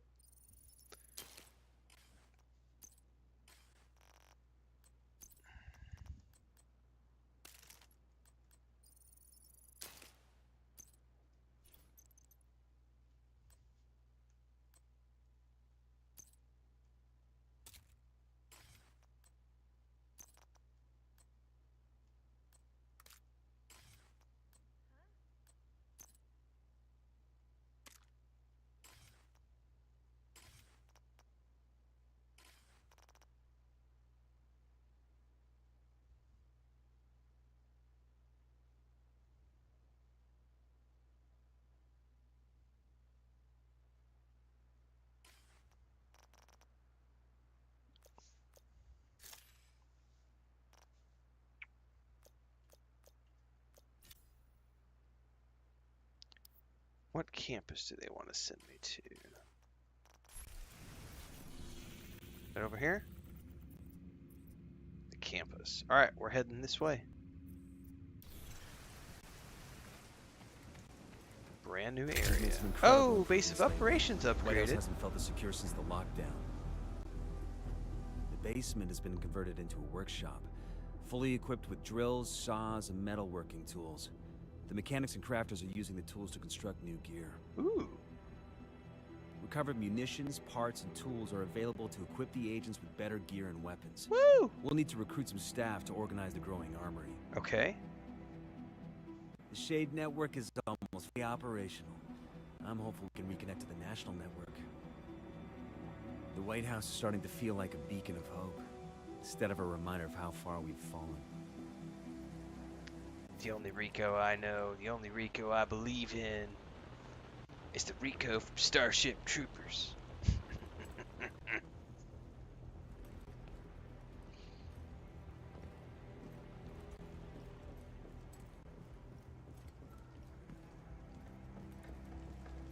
Help crafting something? Alright, there was a stairwell down here that I need to go check out, because there might be some stuff downstairs now that they just mentioned. But I think that's the shooting range. No, I don't care about the shooting range.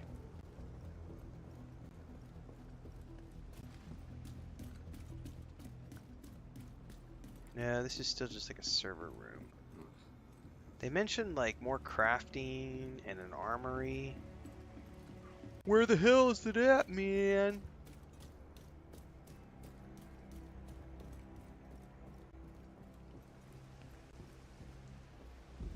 Oh no, the yawns.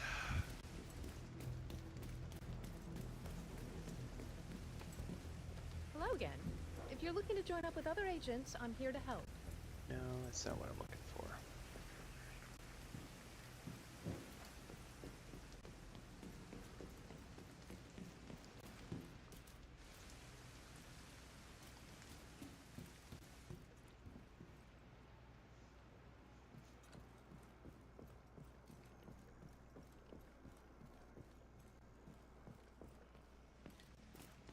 Yeah, that's just the server room. Huh. Well, I'm confoozled by where I'm supposed to go for the armory and stuff.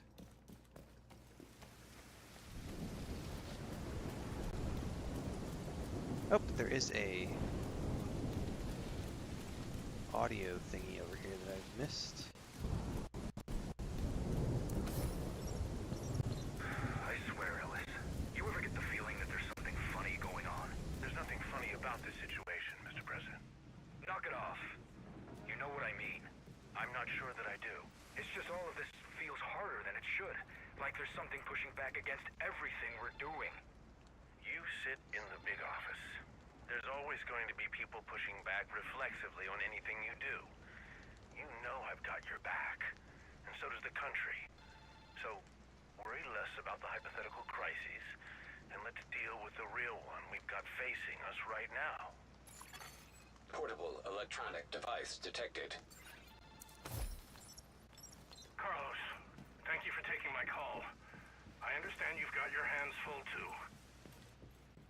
No, I understand. Not the time for pleasantries. No, we're no closer to finding a cure. Look, if we had anything, we'd be sharing it. This is bigger than borders. But these rumors of a broad-spectrum antiviral are just that. Rumors. Now, let's talk about this proposal of yours to shut down the border crossings in El Paso. I know you've got a lot of people headed south from there right now that you can't afford to take care of. Believe me, we don't want to outsource our problems to you. Are you sure you want to do this? The optics are going to be terrible. With all due respect, Mr. Mendez, screw the optics. Manhattan's in a crisis state, and this is the one club I've got left in my bag. Hell if I'm not going to take a swing. Agreed. Hopefully, this will only be needed for a short time, and we can deal with the fallout once the crisis is past. And if it's not over quickly, what do we do then? Then you better learn some useful skills, because if this thing drags on, the least of our worries. Huh.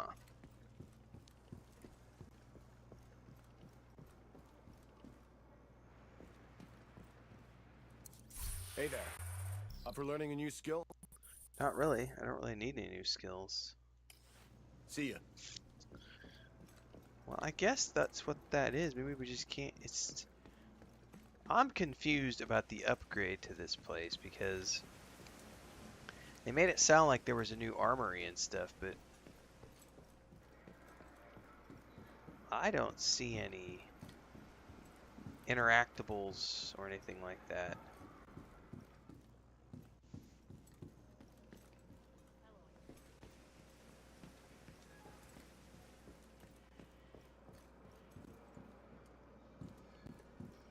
Just make sure you're doing your part, guys. Gotta fight them bugs.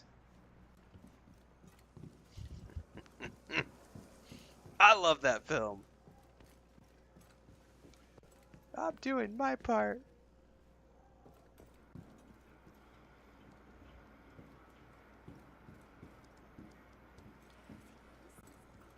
Well, I don't see what I'm supposed to do here. Guess we'll just head on out.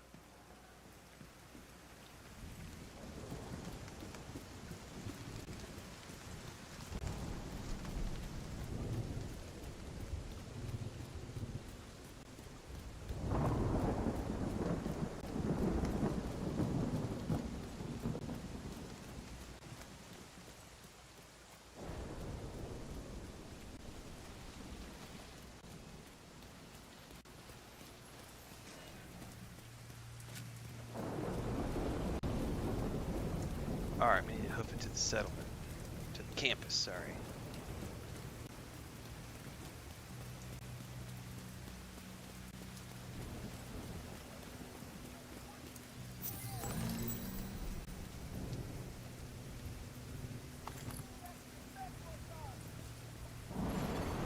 Civilians in danger. Well, before I do anything, this doesn't look like there's a, yeah, there is a safe house. We need to do the safe house first. Because that'll unlock all the side activities and everything else. So that I don't accidentally do stuff.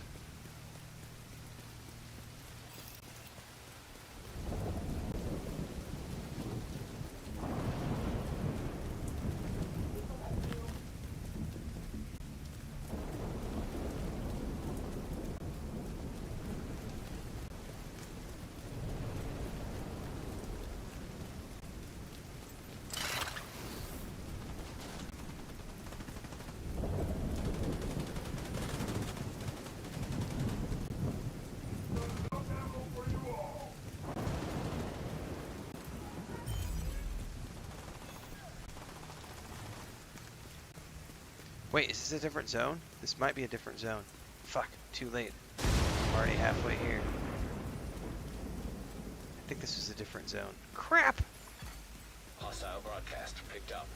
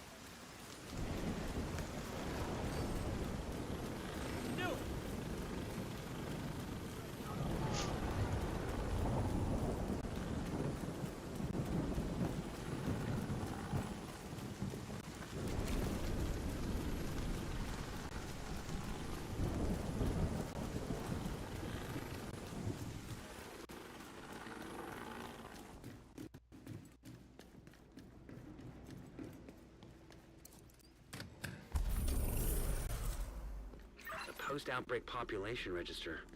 Civilians, missing persons, cons. Looks like the other agents have been keeping busy. Securing this area won't be easy, but I know that you can do it. Damn straight. Give 'em hell, Agent. Portable electronic device detected. Yeah, see, this is in a completely different area. That's okay though. We have this unlocked for later.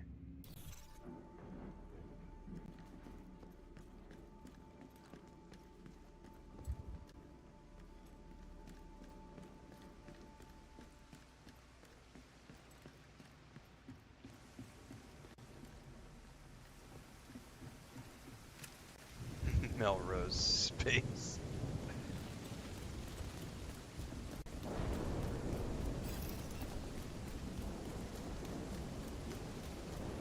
I think really only Neil Patrick Harris is the only one who had a super successful career after that.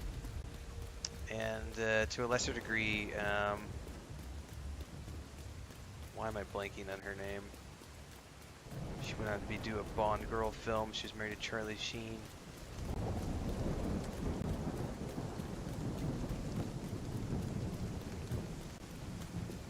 But I think the only superstar would be Neil Patrick Harris. Everybody else is pretty much B-list actors for a while, and I think a lot of them just faded away.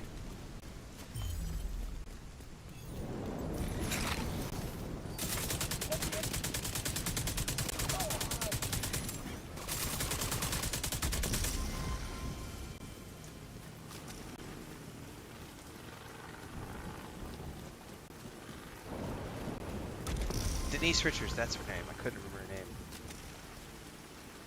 Yeah, Jake Busey never really did that much over the years.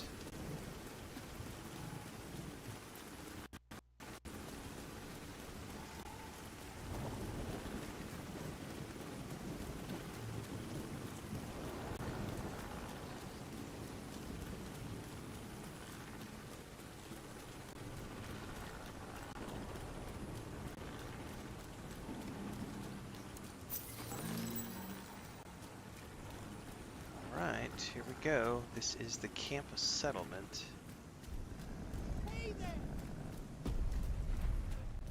Talk to Henry Hayes. Electronic device detected. Ooh, hello.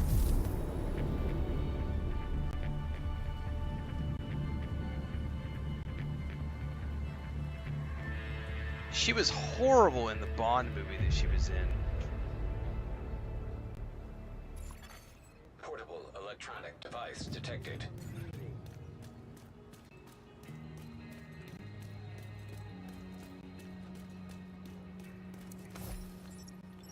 Henry? What are you doing back here? Hiding. From what? Everything. Why? What's going on? Nothing in particular. Want to talk about it? It's nothing. Just feeling a little out of my depth. You. Why do you say it like that? If you're out of your depth, where does that leave the rest of us? You're... what's a good word? Indomitable? Indomitable. Henry, give yourself some credit. Now, stop brooding and come get something to eat. Henry? Henry? Yeah. Henry, he's gone. Yeah, can you just give me a moment with him? Of course. Doc. For what it's worth, I know you did all you could. 8 or 9 months ago, I would have been able to save him. Back then, you probably wouldn't have needed to. He was a pharmacist. Not a job where you usually have to worry about getting shot. Take your time, Henry. I'll be right outside. We're barely hanging on. It's hard to motivate people to fight for when their lives aren't worth fighting for. Good to meet you. Henry Hayes. Look, I sympathize, Henry. But we have our own problems, and they are big problems. Maybe we can help. I know you need people. Yeah, I always felt like Telling her me you character can't spare and anyone. Halle Well, I know, Berry's but if you character guys were can two of take the some worst pressure Bond off of us. girls of We're the already doing what Pierce we can. Brosnan era. Are you? because outside those walls, it's perdition. We let our guard down just for a second, and it's over. All of this.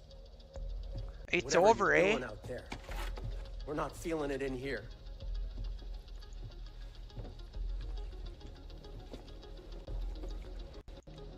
Well, Sheriff, I hope you're ready for some extra work. Portable device detected.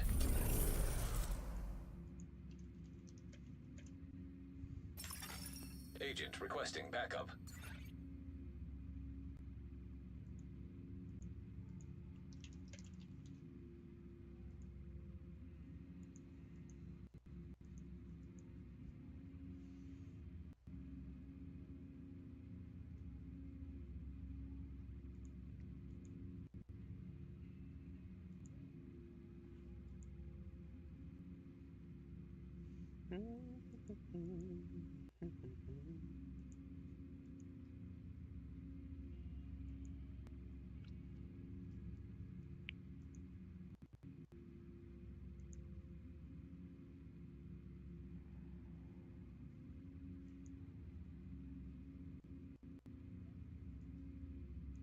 I've quite enjoyed Timothy Dalton as he's gotten older.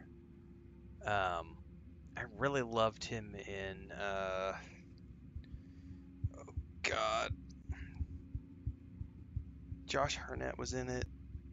It's a period piece where it was like all like vampires and werewolves and now I'm blanking. Penny Dreadful?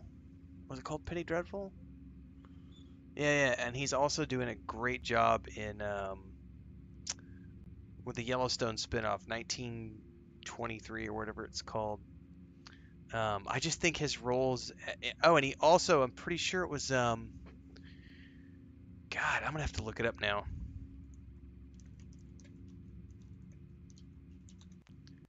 He's done some really cool stuff in his older years. Doom Patrol, that's what it was. Doom Patrol. That's the one I'm thinking of. Yeah, Doom Patrol, 1923, Penny Dreadful. His recent like work as an older actor has been pretty amazing, I think. Hot. I haven't seen Hot Fuzz and I don't remember him in Hot Fuzz. Shit, I'm gonna have to watch that again.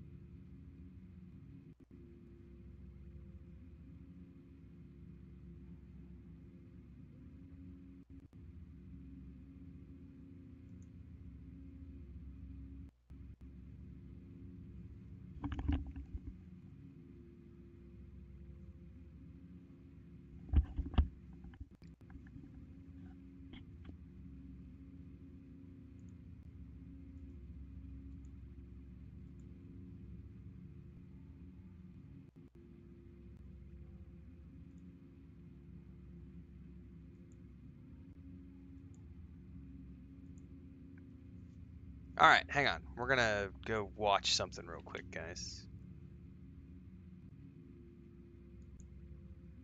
Because we've got this a new Atom Fall video I want to take a peek at.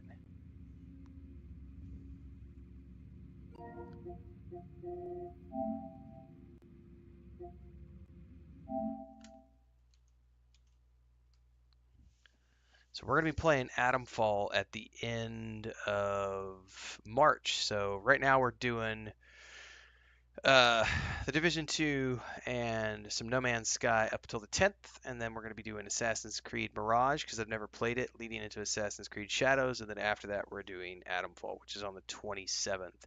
So they just dropped a brand new extended gameplay showcase today, which we're going to take a peek at here. Because this is one of our upcoming games at the end of the month, and I can't wait to know more. Everything I've seen about this looks like an interesting blend of like Fallout, Stalker 2. There's just a little bit of like lots of different things going on here. And I really enjoyed what was it, Sniper Elite Resistance, which was my first ever game I'd ever played by Rebellion Studios, or Rebellion Games. Is it Rebellion Games or Rebellion Studios? I don't know. That was the only game I've ever played with them, and it was a lot of fun. So let's take a look at this new extended gameplay showcase developer spotlight on Atomfall. Rated M for mature. March 27th. Hi, I'm Ben Fisher, head of design at Rebellion, and I'm here to talk to you about Atomfall.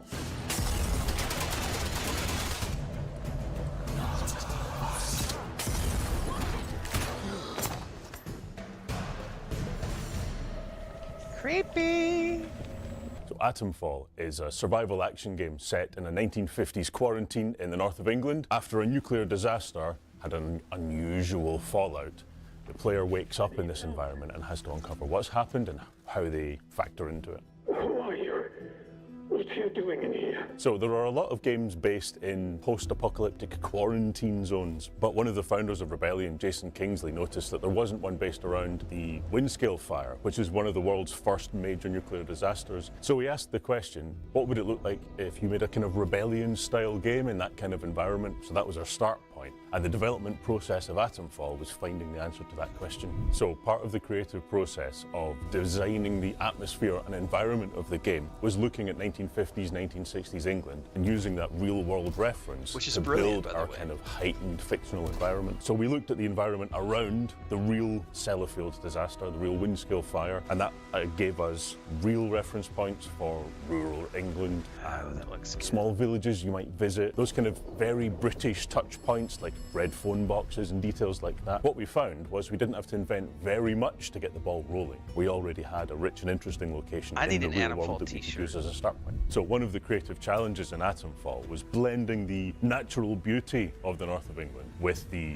horrors you might see in a nuclear disaster zone. The way that we tackled this was we considered the way that people would really try and deal with that sort of situation in a very kind of English way, very 50s, 60s English way. A kind of keep calm and carry on, stiff upper lip. These people have just come out of World War II and they know how to survive in difficult circumstances. So that was our start point, is treating these survivors like real people in a real situation. The next stage was taking that setup and adding layers and details that gave it a kind of atmosphere you might expect of 1950s, 1960s British speculative fiction. There's a great history of things like Doctor Who or the Quatermass Experiment, very early sci-fi and fantasy before those genres had established themselves. So we could look at the elements that made up this kind of storytelling style and use them to heighten the environment the game was in.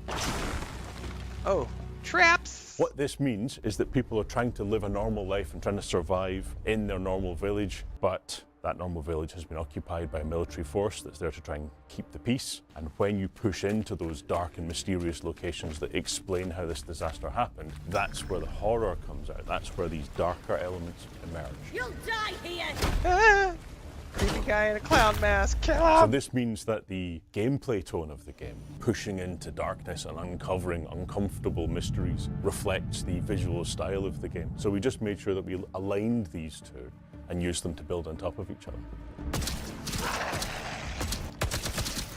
Yeah, killed out with fire, please. So early in the development of Atomfall, some of the team went to the north of England to look at the sort of areas that are very similar to the locations around the Windscale plant itself, you know, the wider surrounding area, so that we could pick and choose details that seemed to tell the story that we wanted to tell. One of the things that we found quite interesting and surprising is that there are members of the team that are from the UK and members that aren't. There are special details in the environment that we're very, very used to because we grew up here. And it was really helpful to have people from other parts of the world to point out, no, this is weird and special and you don't get this anywhere else. That gave us an inspiration to then really drill into our our kind of built-in cultural very, knowledge of what unique to feels their authentic and realistic in that kind of location. So you've got pubs that feel like real old-fashioned pubs that were once a converted farmhouse. Which, by the way, and they're UK always does placed pubs near better the than church because anywhere that's else, always pretty what much, happened, in the and they world. were always uphill because that kept the rain away. And part of the creative process was kind of drilling down into this knowledge that we almost didn't know we had. So one of the goals we set ourselves for the storytelling strategy in the game was to make it kind of uniquely British. I would say that the characters that are in there and the storytelling style isn't something you would see in a game set in another location. Come closer, I don't bite. The characters that you meet in the game are often kind of heightened, stylized versions of old-fashioned British But do they archetypal wander characters. around, So it's or do they refreshing to just see them, 'cause stand you in don't see one them very place? often in Because any we games. do The know that there traditional are a style subset of grifter bots out British there sci-fi who are going to speculative fiction freak storytelling the fuck heavily out if the informed NPCs the structure don't of the wander game, the around sort and of have day-night exploration that cycles, we'll do there. So lives much of their the own game world outside of is the morally NPCs. grey and ambiguous. It's a difficult situation. Sorry, guys, There's no clear right and wrong answers. You're just uncovering this tangled situation and deciding how you relate to it. Two of the major influences on that were folk horror storytelling, which is often based around the idea of a conflict between tradition and modernity, of folk religion against organised religion, and these kind of clashes. In the meantime, be wary of this place. Do not be tempted to engage with any of the pagan sentiments. Oh, if you guys some of the didn't catch locals may try to foist on you. And then the other major influence on the storytelling The second was Cold War Monster Hunter stream which I does did, the same we sort of showed thing, how but the on a NPCs cultural in level Monster Hunter between Wilds East are just and standing West. in What one we place found and is not that there moving were around. themes that were And reflected no in one both is of these complaining different about the storytelling NPCs styles. not moving around And we in could Monster build Hunter a world Wilds. that explored all Only of in them from Avowed different do they angles. care about Both of these storytelling styles are morally grey, morally ambiguous, and don't present right and wrong It's very answers. funny. This gave us an excellent opportunity to put that in the player's hands, to let the player choose what they think Hypocrisy is at the right its answer. You're right. You deserve to be left alone, just the same as me. So we used the storytelling style of British literature to I help know, us Brother. build this game. Shocked, That allowed truly us to shocked. look very directly at points of reference from earlier British culture. So we're talking like The Wicker Man, we're talking Doctor Who, early Doctor Who, things like The Prisoner, lots of different kinds of folk horror as well, because the early folk horror all had a kind of This very looks brilliant. British influence to it, you could argue. So not only could we use this as the bedrock for our storytelling style, but also it was great inspiration for Easter eggs throughout the game environment. We tried to make sure that those were placed in locations that wouldn't distract the player from their investigation, but would catch their eye and maybe make them laugh when they see them. So one of the first things the player will see as they start the game is a ringing phone box. As they make their way across the environment, they can choose to answer it, or they can ignore it entirely. Oh, I'll be This answering the sets phone. up an air of mystery, of 'Cause I've heard tension that the player doesn't know who the snippets, voice and I need is, to what know they more. want, but it gives them a clue, it gives them a lead that helps them explore the world and understand how it fits together. This land looks safe. This land is not safe. This moment was inspired by an anecdote by Jason Kingsley, one of the founders of Rebellion. He was out hiking somewhere and walked past a red phone box and it started ringing, and he stopped and thought, why is that phone box ringing? He didn't answer it. It's probably just as well because a mysterious handler might have sent him on a quest. We took that moment and thought this could be a very interesting way for the player to feel observed, to make them feel like they're part of a bigger picture they don't fully understand. This land may kill you. So the ringing phone box is the first example of how the player will explore the game world and understand what to do. They find a lead, they're not told what to do, they're just told information about the game world. They can completely ignore it if they want. They could answer it and track that lead and then try and follow what it understands in the world. Go and ask other characters about it, that sort of thing. Of all the characters that you meet in the game world, they're all entirely optional, and it's up to you if you trust them, if you listen to what they've got to say. It's up to you if you follow their instructions. They might offer to help you if you do certain things for them, and it's all left entirely up to the player. We avoided having a quest system because for the game that we were making, that felt quite leading, and over time we discovered this new mechanic where all of the information in the game world is interconnected as the player uncovers it. That's cool.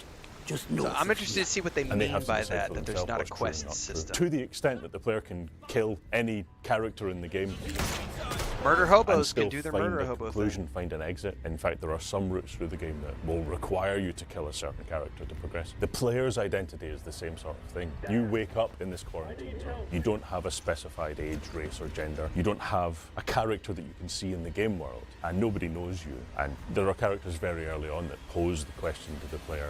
Ask yourself, if that is the sort of person you are. It's up to you to decide what sort of person you want to be. Snap!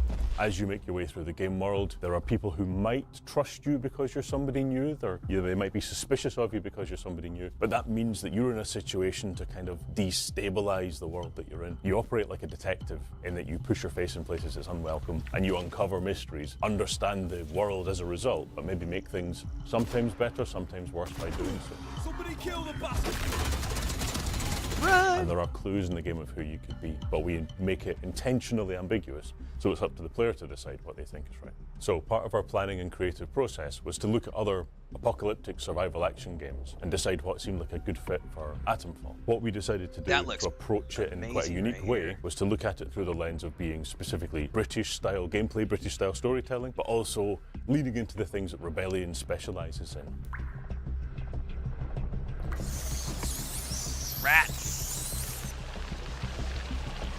So, the world of Atomfall is a dense, concentrated sandbox. There's a series of locations you can travel between and unlock slowly over time, and the player uncovers information about the world and what to do in that world. But it's all interconnected. That inspired us to make the length of the game something that was easily kind of digestible, so it feels like a TV mini-series or something like that. It's one extended story with lots of branching elements that come off it, but it means that it's all So he just said interconnected that in a dense and digestible textural game, way. so This it's not matches going to be traditional British storytelling style. We who knows also what we're looked gonna at get the lengthwise gameplay. here, but of the not game. It didn't something seem like a massive, natural fit which is for the game fine. to be a full kind of run and gun extravaganza. If After it's set Kingdom in Come Deliverance rural 2, north I'm of looking England. for So something we that's balanced the game around feeling more like a streamlined blend, like and almost like a pub brawl. So there's lots of punching, kicking, throwing weapons at people to just make do with what's around you. There are some guns, but it's more like the sort of thing that you might find a farmer's got, so a farmer's shotgun. There's an occupying military force, and they're armoured, but they've all been locked in this location for 5 years, so they don't have much in the way of resources by this point. So the player's really kind of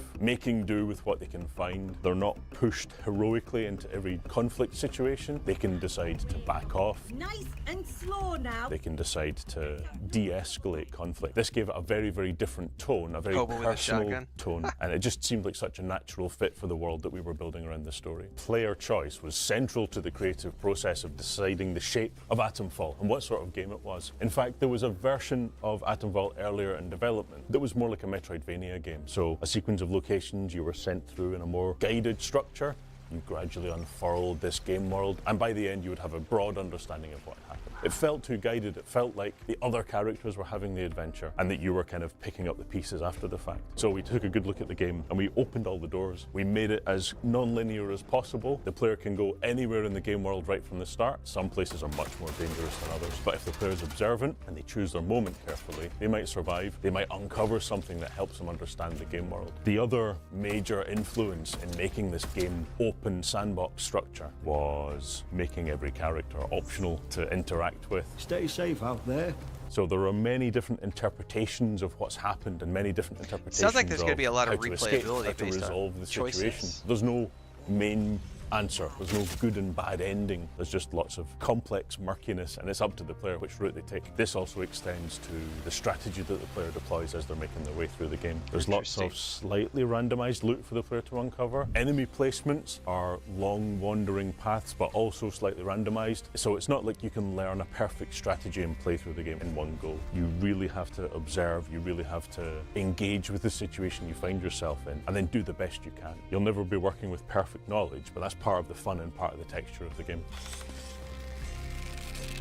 So the story in Atomfall is structured like an interconnected web of situations, not one guided path. As a result of this, there are many different ways that the story can unfold, and then it's up to the player which way it resolves. They can make choices that make one character live or die. You're not going to try and kill me, But are you? it sounds They to can me find like the different weapons are very exits from this situational quarantine here. situation they find themselves in, and they'll have to make difficult choices on who to trust, who to betray, and what resources they want to find out. I have no idea, if I can use the same weapon the whole way playthroughs are through. alike. And when we've been playtesting the game, even people in the team who understand how it's structured are playing in very, very different styles. So on a first playthrough of Atomfall, we want players to feel like they are the star of a dense, concentrated story. They've uncovered a mystery and then resolved it one way or another. But the player can't see everything in one playthrough. They'll make choices that, when they open one door, they close another. And as the game progresses, there will be routes that just aren't available to them based on choices they made earlier. So I'd really hope that players play through again and get a very different experience, and a different story, but still one that feels like they are the hero. All the different endings you can play through it multiple times. Very happy with that. If I had to survive the I'm not a fan of apocalypse with one completionist mode, your I would first choose the time metal through. detector. I'm going to The see reason I would everything. choose that is it lets you uncover I want games resources to that have are hidden under the replayability. ground. So you might find a lunchbox cache which is full of loot, food, might be some weaponry there, or a lead that helps you understand where to go in the world. That would be your skeleton key to survival, because that would let you find anything that you want. We've also got characters that you can barter with to trade items. If they've got something that's more valuable than what you've got, you can give them what you've got. Nice trading with you. So, metal detector's where I would start. If I had to choose a character from Atomfall to have a cup of tea or a pint with, it's a difficult question because they're all a little bit likeable, a little bit unlikable, and you've got to decide, who's the friendliest. I would probably go for Nat. You maybe meet him very early on. He's a chatterbox, he's very friendly. How do? Where did you come from then? He has been kicked out of the village, so he probably wouldn't be allowed in the pub, so I'd have to find a quiet hut somewhere to have a cup of tea. We hope you enjoy the world of Atomfall as much as we've enjoyed creating it, and we can't wait for you to visit. Game launches March 27th. I can't wait. We're going to be playing it. So hopefully you're going to be watching when I play it. But that's a wrap on today's stream, everybody. I'm going to go get some YouTube and TikTok shorts prepped and get this cut out to publish tomorrow morning for the people who weren't here for the stream tonight. And then tomorrow morning we'll be back bright and early, around 4:35 a.m. Usually we've been starting with some more. We'll probably do some more Division 2 tomorrow morning and then go over to No Man's Sky after the fact. If you didn't get a chance to catch my playthrough of, I think it's pronounced Cairn, the mountain climbing game that made me sweat. Like, my palms were sweating the whole thing. I had to dry my hands off like 6 times during that playthrough. If you didn't get a chance to watch that, that went out earlier today. And also we did a Clara Obscura Expedition 33 video this afternoon as well. So if you haven't checked those out already on YouTube, get a chance to check those out. If you're watching on Twitch right now, don't forget daily multi-streams happen in both places, but everything in between the multi-streams happens over on YouTube channel. So make sure to get over to the YouTube, and I'll see everybody tomorrow. Have a great evening. Get some sleep.